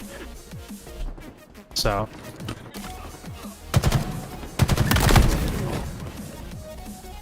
It'd be I've nice heard if a lot there of was a people- program like that, like to allow people to, because to be completely honest, when I first got into content creation, I went into it from a production background. After getting my Right. bachelor's degree and everything like that, I was the de facto producer of a lot of the student films and things that we were doing. And I enjoyed that. I enjoyed documentary filmmaking. I did not think that I had it in me to be a personality or caster or anything like that, but I did really enjoy like the tech production and logistical side of all of those things, and all the planning and all the spreadsheets and like learning about the equipment. All of that stuff was what I was really jazzed about. So when I actually first got into content, our concept with my friend Jake was like, oh well, like you live stream and then I'll download the VODs and edit them because I know how to edit from going to school for that stuff. And then eventually we transitioned to like me live streaming, and we decided to run an experiment because when I started doing it, we started to grow. And so we were like, okay, since this was on YouTube, at the time, I don't know if this is still true, but you could have multiple live streams going to the same channel. So we said, okay, Jake, you live stream to our channel, I will live stream to our channel, and we'll have our third friend as like a control group, who's never live streamed with us before. We'll just have him live stream to the channel too, and when we're done with the live stream, we'll see who had the best engagement, who had the most views. And when we were looking over the numbers, our control group friend, his name's Cast, had I think like 3 views, and my friend Jacob had 7 or 18 or something, and I had like 300 something. And we all had the same setup. We were just streaming from our consoles, like no cameras. We all had the same mics. And that's kind of when we realized people probably aren't tuning in for the gameplay. They're tuning in for the personality. And that's when I decided I needed to take that over. But dude, in content creation, there's just, especially live streaming, there's so many things that you have to do on your own and like teach yourself. There isn't an option to just begin as a producer. As far as I'm aware, Nope. you have to be a personality. And in order to be a Because the personality, you way- have to be your own photographer, your own videographer, your own editor, your own Well, graphic designer. You have to know who you are too. You have to Yeah. have personality. That's the thing. Is like that's why there could never be a program for it. I don't think there truthfully could ever be like a content creator degree, because it relies so much on a personality at the core of it all. You know, like, but a university program is never going to be that broad, where they're just like, yeah, you know, content creator, and it's just like, what are they going to do? Teach you how to be a photographer, cinematographer, editor, graphic designer, business person? Like, it's like 5 degrees rolled into one. No Yeah. one degree. Like, even because, believe it or not, schools are a business, right? It wouldn't even make financial sense for them to bundle it all as one program. Like, they would certainly, content production, which is going to be the production. You know, it's going to be how streaming works, how to stream. Do you stream in those classes? Yeah, like you do. I've met with instructors and directors that have done that for their students, but they don't teach you how to be a personality. You know, like that's just something that either you have or you don't have. And that's the thing with working with YouTubers now that that's becoming a thing, right? YouTubers are hiring positions to help run their channels. That's why a lot of these YouTubers are just picking people that they already know, because they need, like Mark has was saying this the other day, it's like you have to be like a unicorn of sorts. You know, like you know, the best fit to work for a YouTube channel like that, at least from his perspective, was like the kind of people he looks for to hire are people who are basically already content creators. And he said that he's like, yeah. here's the thing, he's like, you know, 9 times out of 10, you either find someone who's like an expert in one area, which is great, or you find someone who is like a unicorn and kind of can do everything really well, but either they already started a YouTube channel of their own, right? They're already doing their own thing, or they don't know that they could be a content creator, so they just never surface, you know? And that's just hard, because typically you're just finding someone who's like a really good editor, and that's great. But like in this industry, especially in entertainment in general, you have to be good at everything to a degree. Like if you At a actually certain want to, level, you do, yeah. To get to a certain Right. point, yes. but if you just want to be a camera operator, okay, you can be a camera operator. But know that as a camera operator, you are that. You are a camera operator. You're not going to be a personality on screen, on camera. You're not going to get the audience. The fame, the popularity, and all of those things. It's not going to Right. be one of those 3 driving forces that we talked about before. you're not going to get the Correct. same level of popularity or even the same brand of popularity. I mean, the money might be great if that's what you want. Yeah. And the opportunities are going to be different too, because like opportunities for content creators typically revolve around like the people you get to meet and the things that you get to do and the objects that you get to work with. Right. Cool. So for me, that like I'm privileged because I get to work with really cool like audio video companies. I get to work with like lighting companies. I get to work with liquor, beer, wine companies, obviously as well. So like I'm in a really good cross section of all of those different things. But if you're an editor, that doesn't happen to you. I don't believe, or at least I have a hard time imagining that there would be a company that would, like Bacardi, would reach out to an editor and say, Nope.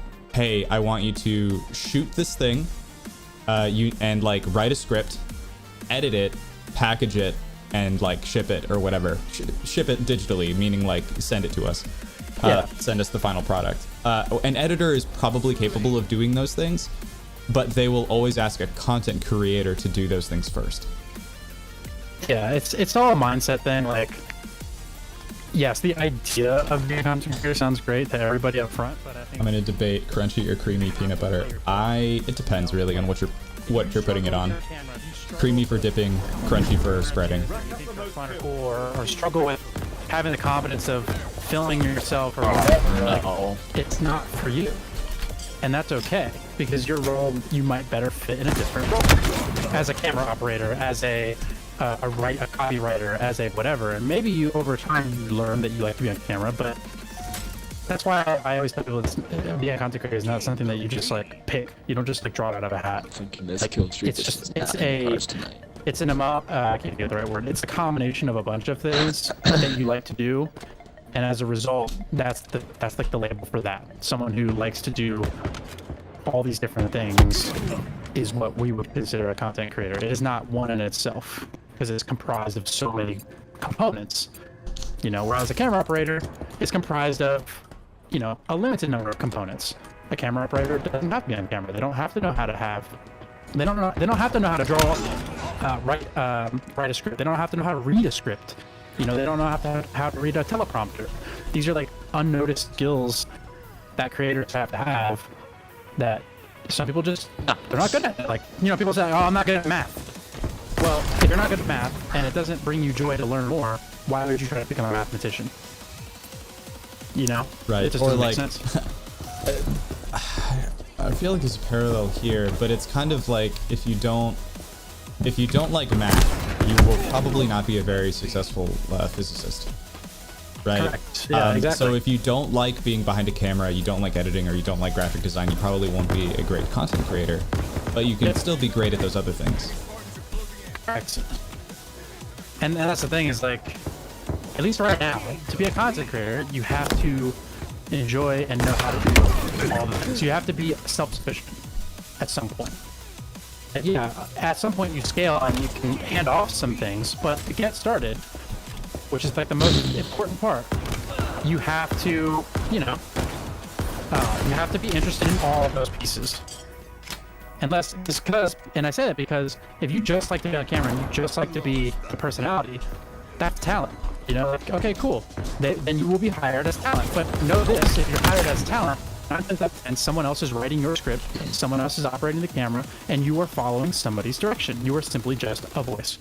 You are a representation of whatever it is that you are representing, you know? And that's the difference.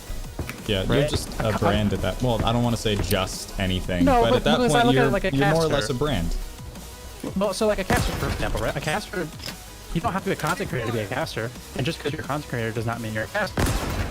Right? But both are on camera, both are on-screen personalities, right? But the difference is that a caster's on-screen personality is usually dictated by whatever it is that they're casting. They can weave in their own personality, but generally speaking, what dictates what they're talking about is what they were chosen to talk about. They were selected to talk and digest a certain subject. Whereas a content creator, you know, you are just you a lot of the time. You know, I think there's a whether you're pipeline for that character too. There's a pipeline that connects being a content creator to being a caster, especially if you're doing it at like, and you're involved in live streaming to any extent.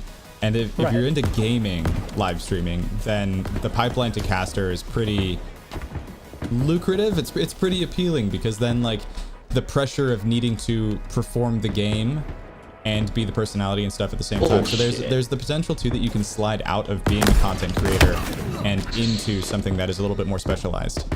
But like to the same point, to iterate the same point, like you have to begin first as a content creator.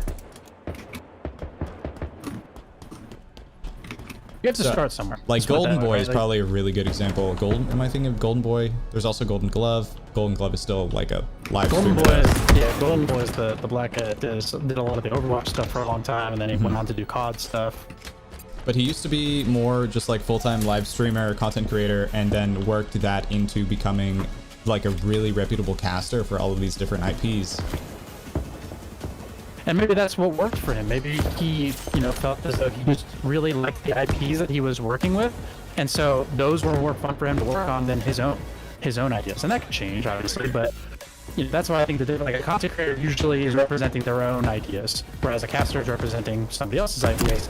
They're just being used for their personality, which is great. Because if you love the IP, right, then that's what you want to talk about. You know what I mean? But as a content creator, you typically own the IP that you want to talk about. You The are your idea. You are the Right, IP. you are your IP. Casters are not their own IP, unless they choose to have their own talk show or choose to have their own subject where they talk about their own ideas. But if they're simply casting, they are a caster. And, I'm not trying to draw these lines to say that someone is or isn't something. What I'm saying is that it's important to categorize these properly, because content creator is not just, like we said with photographer, right? Some people still bundle photography and videography together. And some people bundle videography and cinematography together, and so on and so forth. It's like, these are all very different things. And some people bundle, live broadcasts and VOD content together. It's like they're the same thing. It's like, see, that's the issue. It's way more complicated than that. You can't just summarize it all as like, oh, Bob man, what is up? Welcome. Thank you for tuning in. I appreciate it. How's it going? biggest umbrella in which everything kind of lies under. Because you could argue that a live stream of the LCS broadcast is content, right? So there's a lot of blurred lines, I think. And that's what makes this, at least still to this day, a difficult one to just sit down and be like, I'm gonna be a content creator. And it's like, what does that really mean? Yeah, where do you start? Where do you start? I think it is easier to start now than it used to be. Like if you have any kind of console, the option to just live stream straight to YouTube or Twitch at least is an option for anybody who has a new console at this point. So it's not necessarily that it's hard to become a content creator. It's just really hard to establish yourself. And Yes. you do realize very quickly, if you do fall in love with content creation and you realize that, hey, this is probably actually what I really want to do and what I really want to focus on, there's a decent chance that you might be scared off by the investment in time and effort, because I was doing this for almost 6 years before, and on average, by the way, if this makes anybody feel better who's paying attention, 5 years seems to be the hump for many people. That's what it was like for Tim the Tatman, Ninja, myself, well, 6 years for me. But, well, my 6th year was when I was growing on TikTok. So 5 years tends to be the hump. That's the investment in time that you're looking at before you'll really see any kind of return on this. Unless you're really, really lucky. But you should plan to, if you're getting into it, like, look ahead. And you don't have to have a plan for 5 years, but you do have to plan to stick with it for 5 years. Consistency. Yeah. Consistency. I mean, you'll hear everyone say that. And I think the other part of it too is like, also consider the fact that things are changing. Things are changing constantly. In that 5 year span, things have changed. Platforms have changed. The tone of content creation has changed. Opportunities change. So you're kind of at, that's the best thing about this kind of thing, is you are at the will of your own destiny, right? And a lot of people are not used to that. A lot of people think that they want to work for themselves and think that they want to take this kind of journey because it looks cool and great. But you have to remember, you're responsible for everything. You don't have a manager early on telling you what to do, where to go, how to do it, right? And a lot of people who when work, you get a manager, they're not a manager who's doing that for you. So, like a lot of the times when you first start out and you get your first manager, they're not like towing you around, telling you where to go and what to do and how to grow and stuff like that. They're not really coaching you so much when you start out, typically. in my experience, when you first get a manager, they are about helping you take off the load of like having to respond to so many people and handling all of your inbound strategy stuff, and they'll take some of the load off of like talking to people for you mostly as a manager or an agent. But as far as like providing you with like coaching and guidance and stuff like that, that doesn't really happen for a while. I didn't have that really until I had like a whole team of people with me, and even then it was the job of about 3 different people to guide me in whether it was like a content centered problem that I was having, like, hey, my these videos that I'm trying to make, they're stagnant, they're not working. And that's where we all learned together the idea of like, what are the 3 pillars that your brand is standing on? How do you fulfill those? How do you use them to grow your videos and stuff like that? How do you post a video that you know is going to do well? Those are like the content questions that you have. There are also like sponsored partnership questions that are completely different. Like, what is it going to be like if I get involved with this brand or this company? What exactly is that going to mean? And having people just to like look over that correspondence and different contracts and stuff like that is also invaluable. But that doesn't become guidance until much later on when you're very close with your team. Because at first, they're just going to try and keep you happy. They're just going to tell you, well, not exactly what they think you want to hear, but they're not going to tell you what they want to tell you at first. I am lucky that I have that from my team now. Yeah. And it's where I was going with this too is like, for me, for example, it definitely, everyone's progress and growth is different. And that's why I try really hard not to compare myself to anybody and be like, oh, well, Peter McKinnon took 3 years to get to 100,000 subscribers, so that's what I'm gonna, you know, or you know, Quantric did this in this amount of time, and blah, blah, blah. You know, it's like everybody's journey is different because this is a job that doesn't rely on pure education or experience, pure numbers.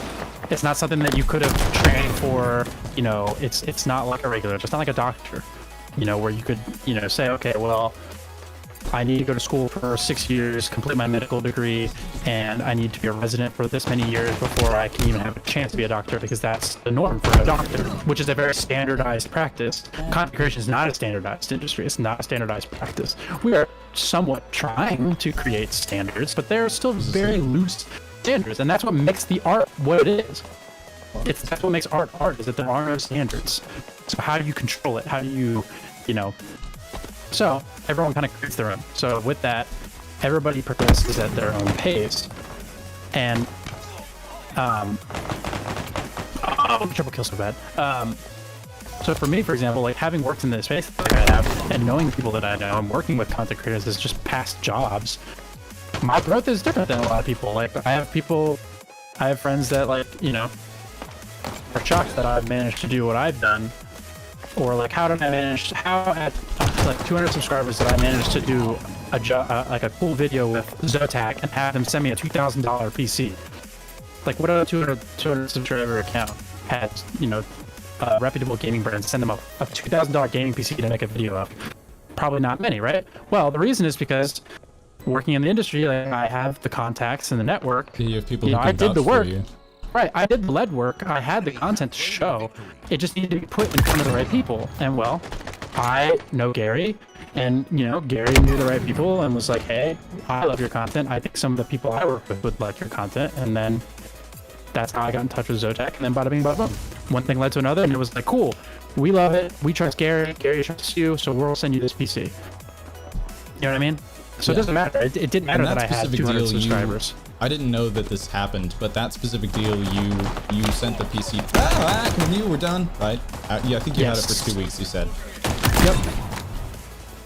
Yep, they needed it because I had a 3070, which even to this day is still really hard to get. So that was a system that they needed back. Now, if it wasn't the way it was, if you know, if the market wasn't so bad for GPUs, they would have let me keep it, which would have been dope. But I didn't want it to keep necessarily anyway. I would have kept it because it's a cool system and it's great, but it wasn't something that I was like expecting to keep to begin with. And I even told Rode that, like, Rode follows me on my personal account on Twitter, and I've been trying to get with them to do, to sponsor our podcast. And That my would be sponsor, massive, especially because Right. you work with so much like photography stuff as well. That's why Rode Correct. would make a lot of sense for you, as opposed to someone like Audio Technica or like Blue or somebody like that. exactly, and again, what's really helped me is working in the marketing agency business, right? Working with huge brands. Like I ran a huge program with Geico, ran a huge program with AT&T. I've done a huge pitch for Riot Games overseas, where we actually pitched the idea to the Prince of Saudi Arabia, and I was in that pitch meeting. I didn't say anything, but the whole presentation was proof checked by me. Because I was the only one in the office that had the League of Legends experience to make sure that we were using the right font, to make sure we were saying the right words, using the right terminology, phrasing things correctly, talking about their IP the right way. Because no one in the office played League of Legends but me. I've been playing League for 10 years, so I was my experience and became very And you had valuable for live that pitch. streamed it. Yes, and Yeah. we won that. We won that business. Now we didn't do that for a number of reasons, but point being, as someone who was a coordinator, first year, my first full-time job, being a huge component in that pitch, just goes to show that experience really doesn't matter unless you're in a standardized field, right? A doctor, a physicist, a mechanic, something that has requirements and certifications that validate your abilities, which aren't always, we all know isn't always 100% accurate. Just because a mechanic is certified to change tires doesn't mean they always do it right. How many times have you taken your car to the dealership and had the dealer change your tires, but they mess it up and you got to take it back? Oh, yeah. So I think we're at an age where slowly the boomers, if I may, the ones that grew up in a different time are slowly realizing that, what? Experience, comes in many forms. And having a degree or following a chain of command, if you will, or following a streamlined roadmap for growth is not always the case. It doesn't always work that way. And in fact, if that's the route that you follow, you will never stand out. And like the current job landscape or career landscape is all about how you get yourself to stand out, which you do through Correct. the opportunities and things that you've had and what you've managed to make of yourself as a person or as a brand. It has very It's little always to do more- with like the certificates or whatever that you have. Yes, the grades, the master's degree. I can tell you right now, as a fact, like having a master's, and I'm saying this because in my field, right? Remember, if you are trying to be a software engineer at Google, having a master's in IT is probably beneficial. It's all about how you apply it. I always tell people like education and degrees and stuff are they aren't golden keys. They're just part of that. They're part of a key. You still have to make up the other pieces to the key. It's not just like, oh, I have a master's degree, suddenly I'm more valuable. No, you might be more valuable in a particular space, but unless you are die-hard set, like having a doctorate, right, or being, being a doctor does not immediately qualify you to be a content creator. You can't just like translate that over, I guess is what I'm saying. So for me, like having a master's in IT doesn't directly translate to marketing, if at all. So when I joined the marketing agency that I was at, I had to start at the bottom as a coordinator. But what is not as present as I think it should be is like I wasn't listened to. I was hired to be a gaming and esports coordinator for my obvious experience in gaming. But yet, every time I would try to tell some of my coworkers who were in higher positions than me about a decision that I think we should make based on a gaming decision, what title we should be playing, how we should be playing it, how we should be showing it, etc., I was always like backed out. I was always like, oh no, I don't know any better. And that was always frustrating because it's like I'm a coordinator, therefore I'm immediately classified as less experienced. And that was something that's why titles are so frustrating sometimes, because it can completely box you in. But it's a positive and negative, because when you do your own thing, like what you and I do with content and stuff, it's like, well, you may not have a title anymore. So the downsides of not having a title is that It's now hard your to sell identity is yourself confusing. sometimes when you don't know what to call yourself, if that makes sense too. Well, Because like content and I creator is thought even was- too vague. right, because and again, same podcast I was talking about earlier. And the way I look at it too, because I'm glad they said it this way, because this is how I've always looked at it. I'm not a CEO, right? If I could certainly, if this got big enough, I could certainly hire above me. I could hire a CEO for my own brand. That is not me, right? I am the center of the brand, but I am not the CEO. I am not a C-suite. I am not the CFO. I have no skills or experience in finance. So why would I call myself a CFO? You know what I mean? That's why you see a lot of people these days that start their own esports companies, right? Because everybody thinks starting their own company is like the thing now. So they can put on LinkedIn that they're a CEO of name company here. You know, you're not a CEO. You know what I mean? You can't just like, make your CEO of company 24 put concepts. yourself as a CEO and say I'm a CEO now. That'd be like, you know, calling yourself a doctor because you build a hospital and you're the only one that works there. So therefore you must by default be a doctor. It's like, what? That doesn't even make sense. I mean, I can tell you how many calling yourself CFO or CEO of your own brand does make. I mean, it's technically it can true make because you make sense. the executive decisions for your brand, but Oh, that's not it's what you made up. disingenuous. It's not completely like connotatively accurate to label Right, yourself you a CEO. wouldn't tell people, you know, if someone asked you, you wouldn't be like, oh, I'm the CEO of Cointrick, whatever, or I'm the CEO of 24 Concept. I'd be just like, no, like I'm Tyler. I go by 24 Concept. I make content. You know, what I'm saying more so is that if I got big enough and had enough responsibility, I know that I'm not experienced enough to do everything. So if I had the ability and the means, I would probably hire a CFO to manage my money. You know, I manage my money now, so I guess, yeah, to an extent, I'm my own CFO, but I'm not going to put that on my LinkedIn, you know, because I've seen people do that. I've seen people be like CEO, CMO, CFO, VP of like 6 different titles for their own company of one. And it's like, that makes you look so unprofessional because nobody is going to look at your title and give a shit. Oh yeah, you lose all credibility when you label yourself with things like that instead of just When saying you directly link yourself content to a creator title. at Cointrack is Right. like easy enough. The titles need to make sense. You know, like a larger organization, like the titles only really make sense in an organization where like you have a very specific job. If you're doing a lot of jobs, odds are you may not, you know, have a very distinct. And I had this issue in my last job before what I'm doing now. Is like I asked like what my job title would be, and it was kind of like, well, you know, it can be whatever you want. And I had an issue with that only because it's like, well, I need to have a title. You know, when I'm working for somebody else, I need a title, especially early on in my career, because people need to know like what I do. You know, I can't just be guy at company.com. You know, so it's nice to have a title to kind of signify, especially early on when I don't have as many connections. People know who they're talking to. Are they talking to a coordinator? Are they talking to the executive producer, the lead producer, junior producer? Who are they speaking to? So they can have a sense of, you know, what kind of What decision can this power person I help have. me with? Yeah.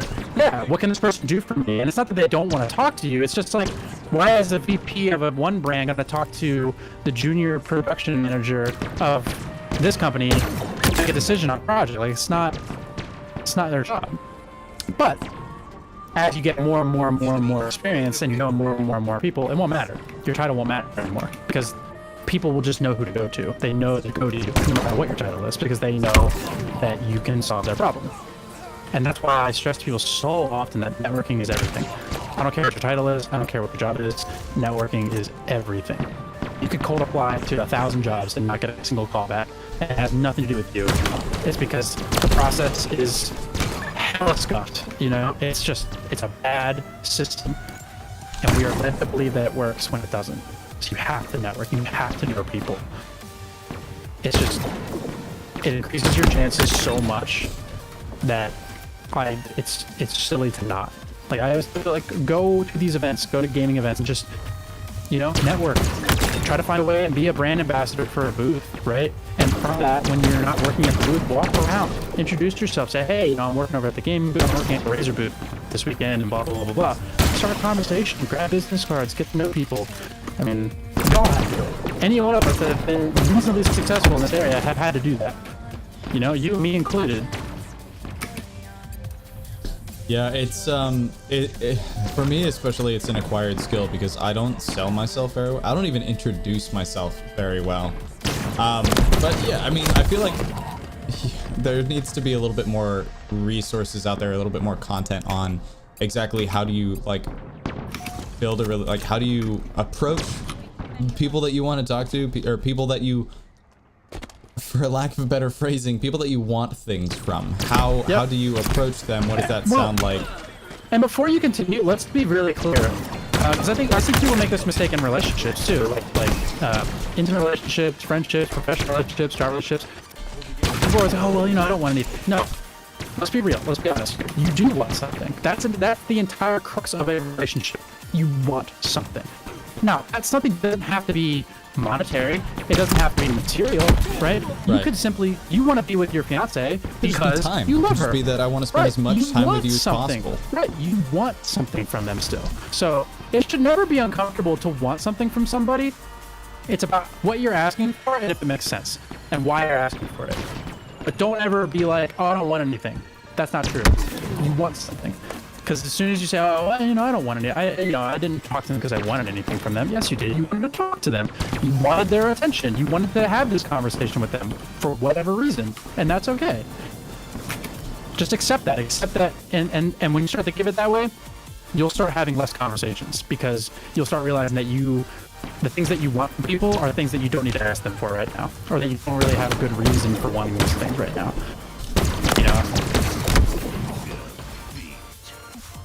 Because, like, I could pretend like I didn't want anything from, talking to a creator I want to reach out to, but it's just like we were saying earlier, it'll be so obvious to them that, like, you want something from them, but don't know how to say it. Like, nobody reaches out to people for nothing. Everything has a reason. So don't try to shroud yourself and saying, like, oh, I didn't have a reason to talk to them. Well, then why'd you talk to them? If you didn't have a reason, as you say, why'd you talk to them? Right? It's gotta put also yourself in that perfectly uncomfortable fine position. to walk up to somebody and say, hey, can I talk to you for a minute? Or, hey, is it all right if Right. we sit down and talk? Like, and just let them know, Certainly. too, the nature of the conversation that you want to have. And 9 times out of 10, it's probably going to be of the nature of, like, hey, man, is it all right if I just, like, run some stuff, but, like, can I ask you some questions? Can I pick your brain? Can I, Yeah. I think that's how Usually that stuff you and is I fine. met, actually. Yep. It is exactly how you and I started talking. Because, like, I was assigned to work with you, but we just started chatting because I guess I had heard that you did, you were into video and all that, and just, like, the conversation went where it went. I think we started talking about the because they had a Blackmagic Cinema camera body there. They had the I think it was like I'm gonna call it 2nd gen. That's not right. It was like the second most recent one to have been released because the newest one had released like within the month. Pocket Cinema 4K. I just want to partner with Blackmagic and I want them to send me like 8 of those because I already used the ATEM. True.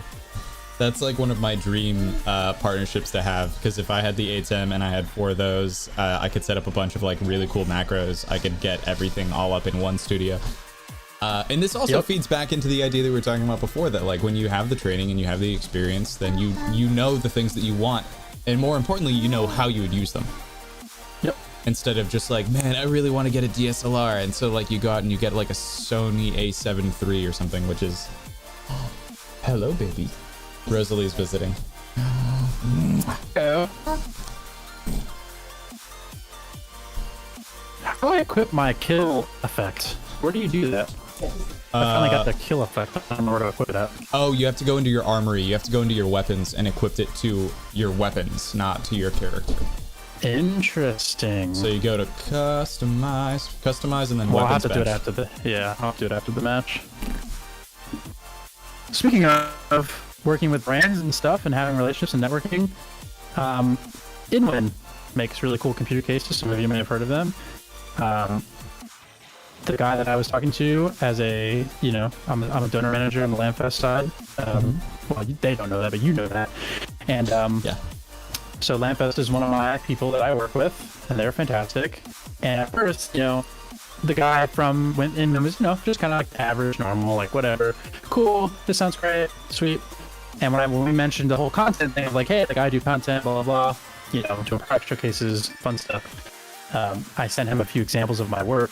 The tone just completely changed. Right, like the next email I got was, oh, that's so cool! Exclamation points, smiley faces, like total opposite. Oh, we'd love to send you this, that. I got a bunch of stuff. We'd love to, blah blah. So sure enough, I just get an email saying, hey, we're sending this to you. It's on the way now. And it's like, boom. I want partnerships like that. Well, and so you got to remember too that for me, like this isn't a relationship that I have directly with Inwin, right? This is through Lampfest. So I'm doing this as part of Lampfest, but as a result, I'm also working with, my team at Lampfest to, it's a deal that, not a deal, but it's like a thing that I have with them where they want to promote me as an influencer. Right. Yeah. It's a relationship across the board. I don't get paid to work for Lampfest. It's volunteer only. And, as a volunteer, I'm getting all of these really great connections. I do work as a donor manager for them as a volunteer. So I manage relationships with their sponsors. But it just so happens that I make content and I'm looking to work with some of these brands. So what better way to do that than, you know what I'm saying? I have all the excuses now to talk to these brands because I'm a donor manager. But then, as an added bonus, I sneak in the fact, I don't sneak in, but I mentioned to them, hey, I make content. And a lot of the brands are usually like, oh, that's awesome. We would love a piece of content on X. Boom. Video. And it sounds simple and easy, but like that took years for me to figure out how to do that right. But again, leverage your network. And if you don't have a network, get one by going places. It's a cost. It's not free. It's not handed to anybody. You have to take some sort of loss to do it. Like if you aren't endemic to the space because already, like say you don't work, say you're an electrician and you're just a really big gamer, you're not in the gaming space at all. How do you get a network? How do you get started? Well, you save up money, you pay for a ticket to go to PAX by yourself. Yeah, actually, I mean, I've gone to events by myself all the time just to network. the first time I went And to, if the you're first not two willing to times I take went it, to TwitchCon, I went by myself. Right. And if you're not willing to do that, then you've already lost. And it You've was already magical. quit. It was so much fun. I mean, obviously, it was a little bit more fun when I got to go with my friend Mayo a couple years after that. But going by yourself to TwitchCon is really interesting because you're beholden to nobody. Going by yourself to any kind of convention is great. Any Because event. A concert, a movie, anything. yeah, you're not beholden to anybody. No one's gonna bug you if, like, I don't have to ask anyone if, like, hey, is there a way if I go over here and I try and talk to Arteezy or somebody really quickly, or like, I want to talk to, like, I think Ludwig's over there. Do you think we can go over there and, like, try and talk? I don't have to do that. I can just do it. And if you're just one person, I think you're probably more likely to actually get and hold their attention. Yep. Absolutely. And I've done this both ways. Right? My first time to E3, I went with a friend. I went for work, but my friend always wanted to go, so he bought a ticket to come with me. And it was a little awkward, like there were moments where we had a great time together, but I was there working and networking, and he was there just for fun. And this goes back into my bigger discussion that we'll have to have sometime about how you balance that. How do you balance this kind of work and your personal relationships, because they often can cross over, because the subject matter in which you work often crosses over with your hobbies, or your friends' hobbies for that matter. So things that you used to enjoy doing with your friends has now become a job, and your friends don't always want the job version of you. Sometimes your friend, I'm learning that the hard way right now, sometimes your friends don't want that. They don't want to be on stream. They don't want to meet creators. Yeah. They don't, you know what I'm saying? Like they don't want to. They don't want you to parties. say hi to everybody who comes through Right. chat, and they're They like wanna in the go middle of and saying play something, games and- you have to go like, oh, what's up? Hey, thank you for the raid, guys. 75 people. Wow, that's crazy. Hey, so and so, thank you for following. So and so, thank you for following. And they're like, I was I just want to play totally games. Like, just work is talking over. to you about my day. But and like I get it, but luckily I think my friends now, especially my really close friends, they understand that like 9 times out of 10 if I'm online, I'm working, and it's inappropriate for them to just come into my DMs and do it, or join my fire team or join my party randomly. That when I first started was such a pain in the ass, even before I had the following that I have now. And it was less so necessarily my close friends than it was just like viewers that we had gotten close to, would just like jump in my fire team and start shooting the shit with me, and then they'd be like, oh, I didn't even know you were live, and I'm like, you met me through Twitch, how did you not know I was live? Yeah. it's a tough one, and it's just one of those things. Like I said, like finding that balance is really hard. And I think I tweeted it the other day. It's like, and you liked it. It's like you get to a point where it's like blurs together, because early on you have to put every ounce of strength into it if you really want to. And that's a really true test of passion and interest, is how much you're willing to put down. And you know, I'm at that stage now where it's like I have to start sacrificing some stuff. And Yeah, that's where it's this about what you're becomes willing to really hard. sacrifice, what you're willing to walk away from. And pursue this. And Yeah. luckily, as bad as it sounds, luckily for me, like, you know, I tried to like get into relationships. I tried to do the normal people thing and like have a bunch of really close friends and like date a girl and like have a girlfriend, and at one point, you know, was married and was trying to build a house and start a family, and none of those things worked. Right? I got divorced. You know, every girl that I've dated since then hasn't really worked out ever at all. My friends have all kind of gone separate directions on their own accord, unrelated to me. And so it's almost like, as lonely as I feel, generally, right? It's like, it's kind of works as a benefit, because it just so happens that I want to pursue a career in which I can't really have a work-life balance right now. You know what I mean? Like trying to do this. Let's say I had stayed married, had a kid or two, got a house. It just makes it hard, because now I have to have a work-life balance. But early on like this, you really do have to like prioritize and make a lot of more tough. Let's put it this way: it's not that you can't do it, right? Because to an extent you're doing it, but it's challenge. It's more challenging when you have other people you have to entertain and worry about. Whereas with me, like, I have nobody You have to As train sad the as that people sounds, close to you also, like to understand. your parents, They have to your accept loved it. ones, your close friends. Like, I'm sure there's going to be a point where I need to explain to my daughter that just because I'm in here and I'm playing games doesn't mean that I'm not working. It's a conversation I've had to have with everyone who is close to me. Yep. Me too. Me too. And it's hard, especially even it's getting easier, and it will get easier over time. But for Your girl, welcome. Thank you for tuning in on TikTok. I appreciate it. How's it going? but in 20 years, it won't be. You know, I think people will just know.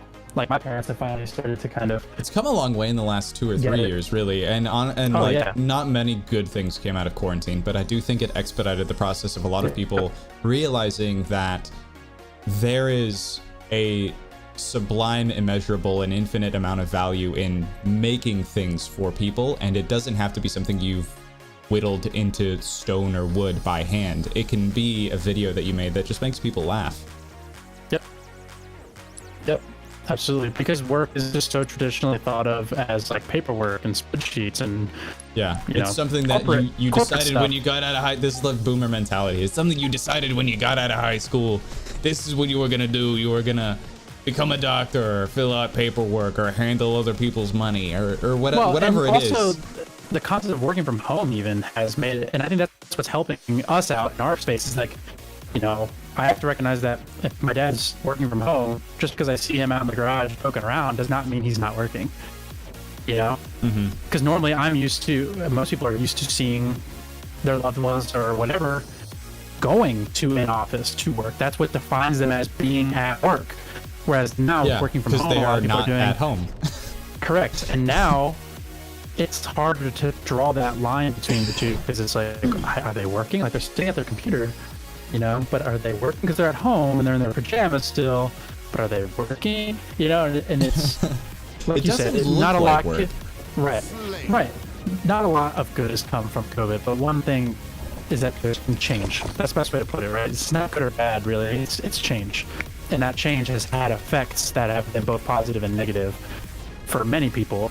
Yeah. One of the positive effects is this idea that, you know, working looks different than what we thought it did. More kills than your opponents to win. And having to draw that line with people, some people, like my ex-wife, did not accept it. And granted, this was really, really early on in my time, but she wasn't into it.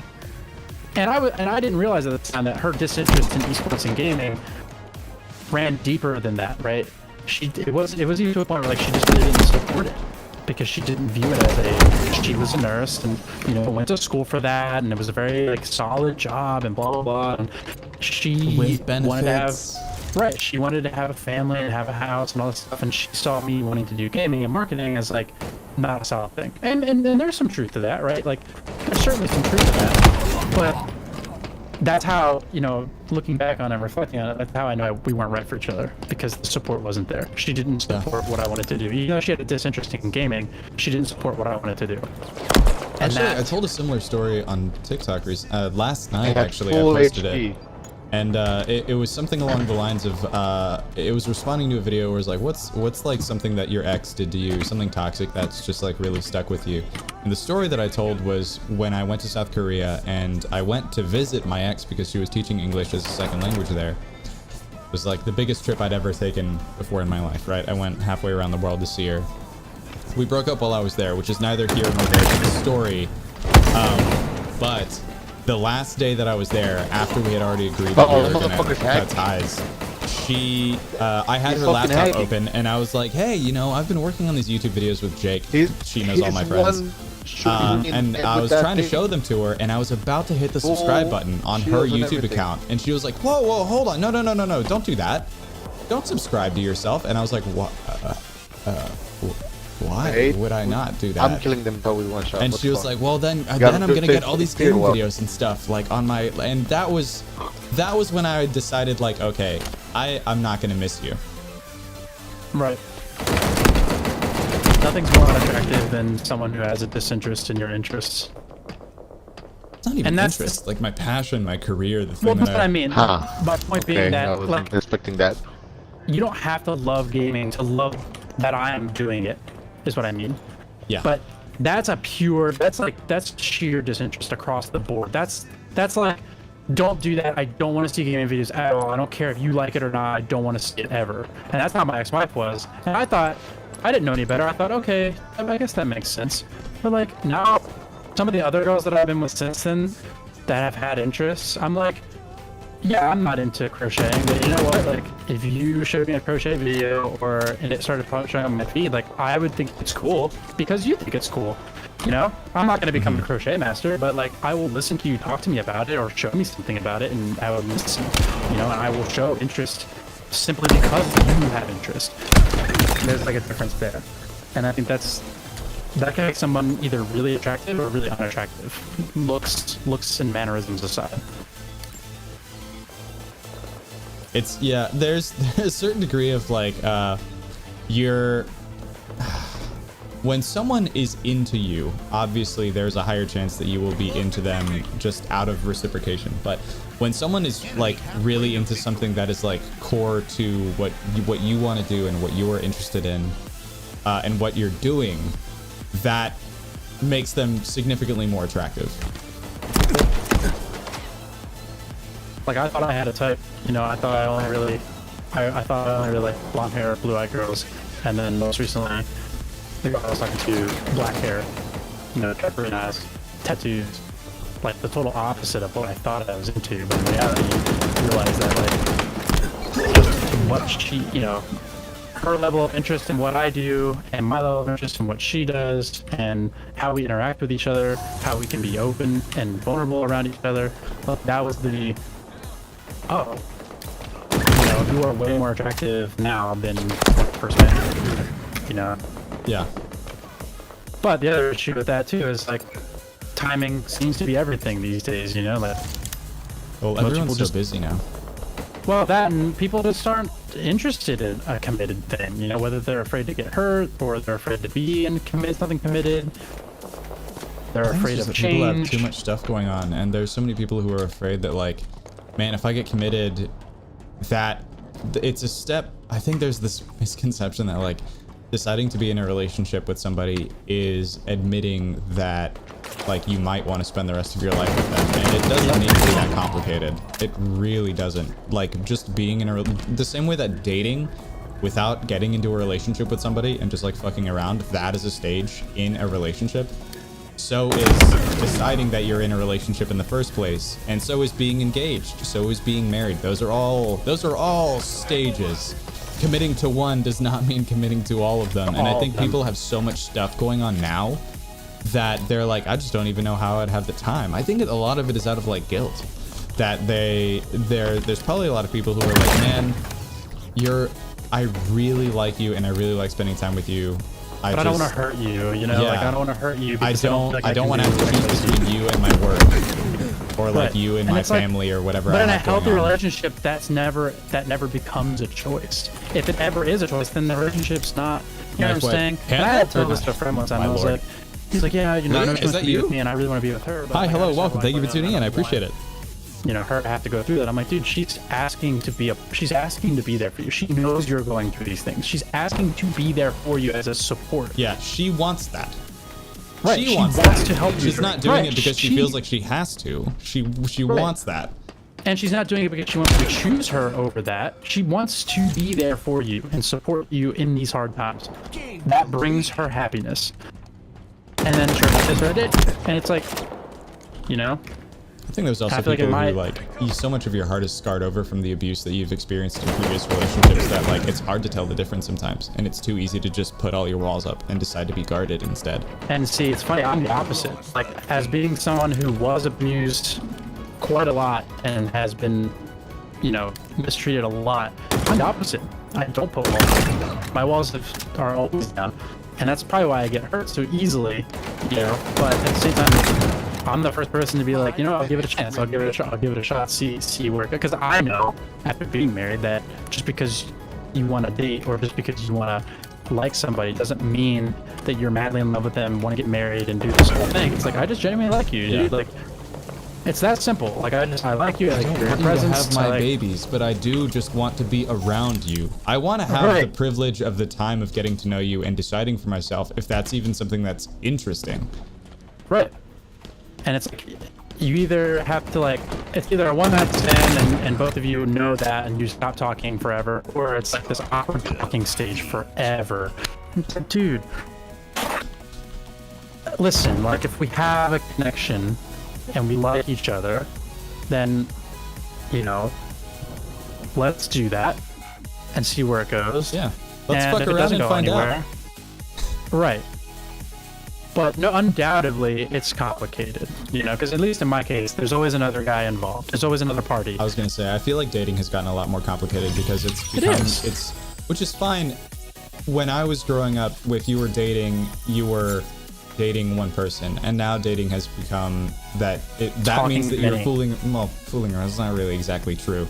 But if you're dating, just talking it to- means you're that you are entertaining going out several on people. dates. Right, yeah, you're entertaining several people, you have several people trying to entertain you, you're courting a bunch of different things, and it's Yep. I think a lot of that is also because so many people don't have a whole lot of time, so it's scary to just pick one guy and be like, well, hopefully What am I missing? this one works out, we'll see. And that's also toxic. If you decide, I think for many people, if you decide that you're going to try and really focus on one person, that builds up a lot of these expectations on both sides of that fence. Yep. Because then you become tied to this whole like, well, we've been dating now for even if it's something like we've been dating now for 3 months. I feel like I don't want to admit to wasting that much time, and I don't also want to feel like I have to break up with them now because we've quote unquote just been dating. Whereas before, being like dating and being in a relationship were almost interchangeable. Yeah. It's so complicated, more than it needs to be. And it's like, no wonder everyone's stressed out about it. No wonder 10K Killer, thank you for sending the gamepad. I appreciate it. Because we're all making it way more complicated than it needs to be. It's like me wanting to. It's not one extreme or the other. It's never. It's not like, oh, I just want to, you know, mess around with you and fool around, and that's it. And it's also not, I want to marry you. It's and- all, yeah, it's also not, I Matters just my want life. you to have my kids. Right. Like, It's always gonna fall in It shouldn't between the be. line. But people seem to think it's one or the other. It's either you just want to have sex with me, or you want to marry me and live with me for the rest of your life.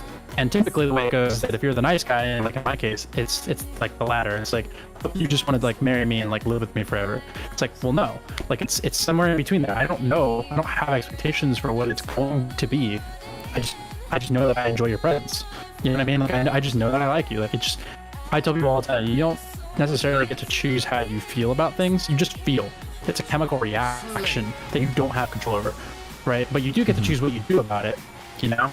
So I'm not gonna sit here and pretend like I don't like somebody, because I do. Like, I can't help it. I just do. But what we do about it is what we have control over, and I think that's where people get like. And I've had to say this to the last girl a few times. It's like, look, yes, I like you, but it doesn't need to be as intense as you're making it seem. And it's like, I was shown that I was liked too, and admitted to that they liked me, but then just like, but this. It's always like this but. It's never, and then once that comes out, it's like, we need space, and then like that's always a slippery slope of like, oh, I think we should take some space. We should do this. I was dating this girl. I'm engaged now, by the way, if anyone watching is wondering. I'm engaged now, so that none of this really super duper applies to me. But if anyone is listening and wants to learn something, if we have anything to teach anybody, I was once dating this girl who at one point was like, I forgot, we were just hanging out one night. We just went out and got food. And she was like, hey, I think when we're done here, I'm like, I want to go back to my place. And I was like, oh, okay, that sounds great. And she goes, no, I'm gonna get in my car and I'm gonna go to my place. I want you to go to your place. And I was like, oh, yeah, okay. Did I like say something or do something? And she goes, no, you're perfect. But like, to be honest, I'm fooling around like with a few people, and I don't want to ruin it with you, because I feel like when I'm ready, I might actually want to like date you. And I was like, what kind of weird logic? What is that? And it even mean? It didn't make sense to me at the time. And then about 3 months later, I had to say the same thing to a friend of mine who was trying to hook up with me. Damn it. I had to say the same thing to a friend of mine who was trying to hook up with me. And I was like, hey, I just really enjoy hanging out with you. I don't want a relationship right now. And we could really screw that up, because like part of the reason that we're such good friends is because you are such a good person. Yep, that's kind of where I'm at with this girl. It's like, we were just friends, truthfully, at first. And we became really good friends, like talking all the time, spending a lot of time together, talking about our problems together, Christ, even crying together. And then it became like, and this is where it gets really funny. It's like, she was like, hey, I told her that, living at home, my parents is stressful sometimes, and like it's hard to get out right now, and having nowhere really to go. And she's like, well, you can come stay with me for a few days if you want. And some of you might know exactly where this is going. Yeah. And I was like, I think I've read ahead already. Yeah, I was like, I don't know, like that, so I like had to think about it. And one of my friends was like, just go. Like, if you're just friends, then you're just friends. But if other stuff happens, then like that's good too. Like that's what you want, right? Like you kind of want that, but like you're not sure. And they're like, just go. Just go. You'll kick yourself if you don't. And she was right. Like I was gonna kick myself if I didn't go. And it was great. It was a great 3 days. Like I had figured in my mind it was either gonna be like really awkward staying at her place for 3 days, just the two of us, or it was gonna be like really good, really nice. Like everything was working out well. And that's basically what happened. Everything was really great. We like really clicked. It felt really comfortable and really good. And things happened. And then after that, that's when it got weird. Because then it was like, well, now what? Now we've both realized that we like each other, and that everything kind of makes sense. And it became, well, you're such an angel, you're so great, and I'm not. It was basically like I'm not super great. I'm not this great, awesome person that I am. Hey, and welcome. Thank you for tuning in, following on Twitch. I appreciate it. How's it going? Normal friends.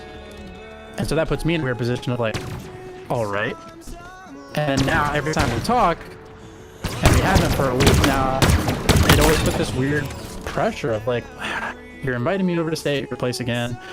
We already know that we like each other and that we click really well, but like we're not gonna do that stuff. Like we're not gonna, hold hands or like do cutesy things like that. But we're like still gonna like hang out and like spend the night with each other. Like it's just like what do we do? And that's what makes it hard, right? It's because like we talk. It feels about so it contractual too when you decide that like when you sit down and have that conversation, and then it's like that. It rips all of the emotion out of it. And that's right, too, because then you realize that's kind of part of what you liked in the first place. Yeah, we talked about it too, of like, hey, like, we're not neither of us in a really like good place to like date, but we admit that we like each other, and like, we'll just chill, we'll stay friends for now, see where things go. Damn, I'm on point right now. We'll stay, we'll keep chatting, and we'll just kind of keep things as they were. And then to be fair, like, I think I got way more attached to it than she did. And it became like me sitting down and being like, all right, so, you know, are you still hung up over this other dude? Like, are you going to chase that? Or are you, you know, whatever? Like, what are the real reasons? Like, what's actually happening? Like, are we going to stay really close friends like we have been and kind of mutually agree that, you know, we're not dating, but we both really like each other kind of thing? Or like, what's the deal? And it ended up coming down to like, well, we both really value our friendship with one another, and in order to preserve that as best we can, it made the most sense to just not really talk right now. Like, no more spending the night, no more hanging out.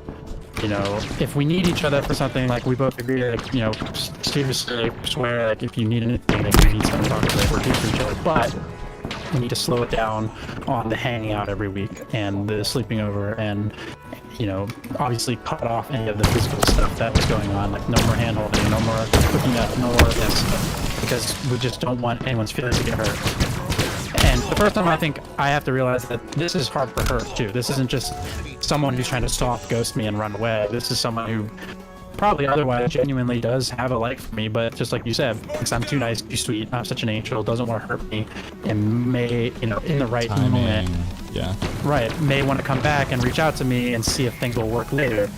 And it's like, it's such a hard thing. And I truthfully have no resentment or hate or frustration toward her about it at all. Like, I totally respect it.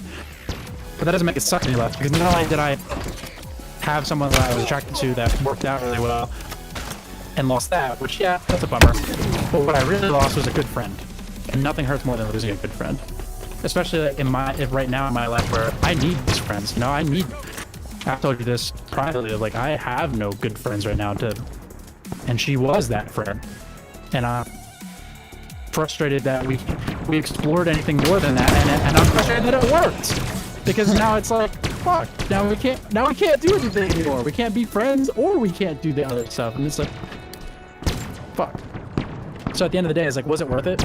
Were those 3 nights of bliss worth it? It's remaining. We'll never know. Because Well, would you it learned have something. ended? That's Absolutely. not nothing. No, you know what I mean. I asked myself the question, I was like, well, what if I didn't go? Would we still be talking right now? But then I think about it, like, I can talk to myself. Why would you want to At be the if end it of the was day, probably going to end right. this way either way? Right. I would have been torturing myself, extending it any longer than it needed to. Like, those 3 nights were fantastic. We both agreed that it wasn't a mistake. It wasn't something that we regret. It was just timing. It didn't happen at the right moment. And because of that, it's so complicated for no reason. But it is what it is. And me as a person, like, I'm trying to get better at not getting so hung up on it.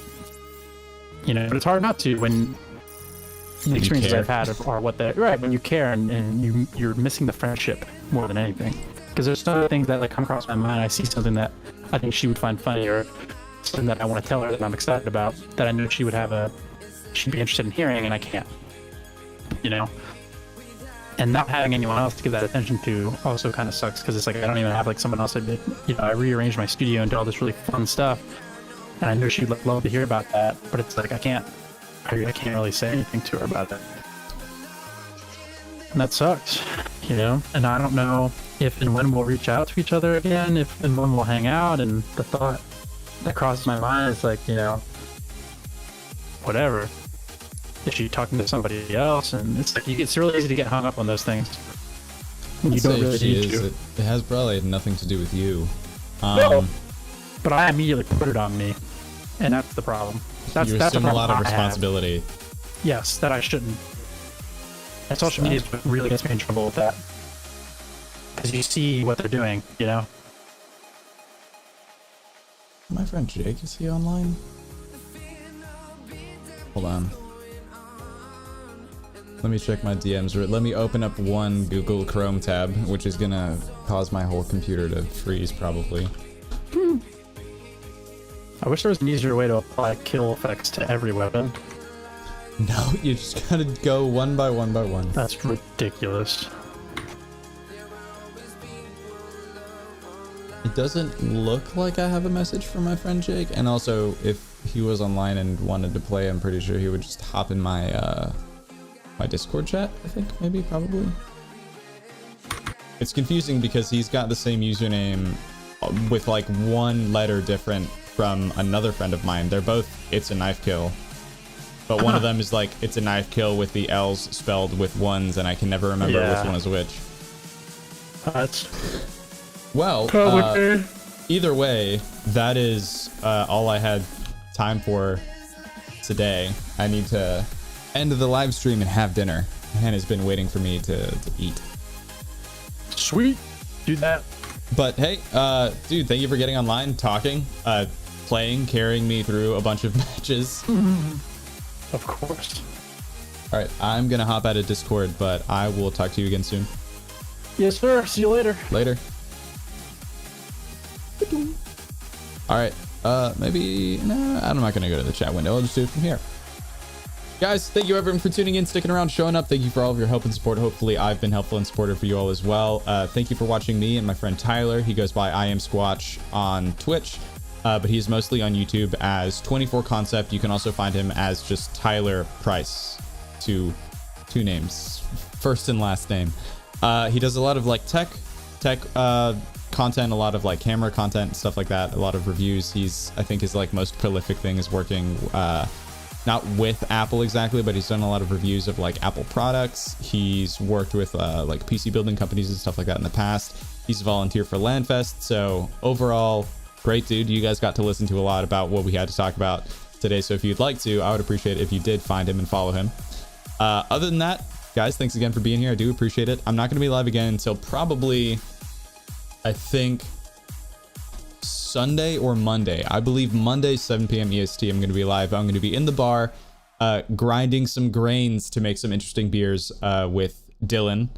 It's going to be the first time really that I've had to do any kind of grain extraction to make a beer, like actually literally from scratch, because I've always just used kits and had like liquid malt extract and things like that that I could just use that were ready to use. So it's going to be a learning process, especially because there's going to be a twist. We have decided to not make this easy on ourselves because we never make anything easy on ourselves. But thanks again for tuning in. I do appreciate it. Hopefully we see you guys in the next live stream. Till then, be good, be kind, be helpful, and I'll see you all later. Good night, everybody.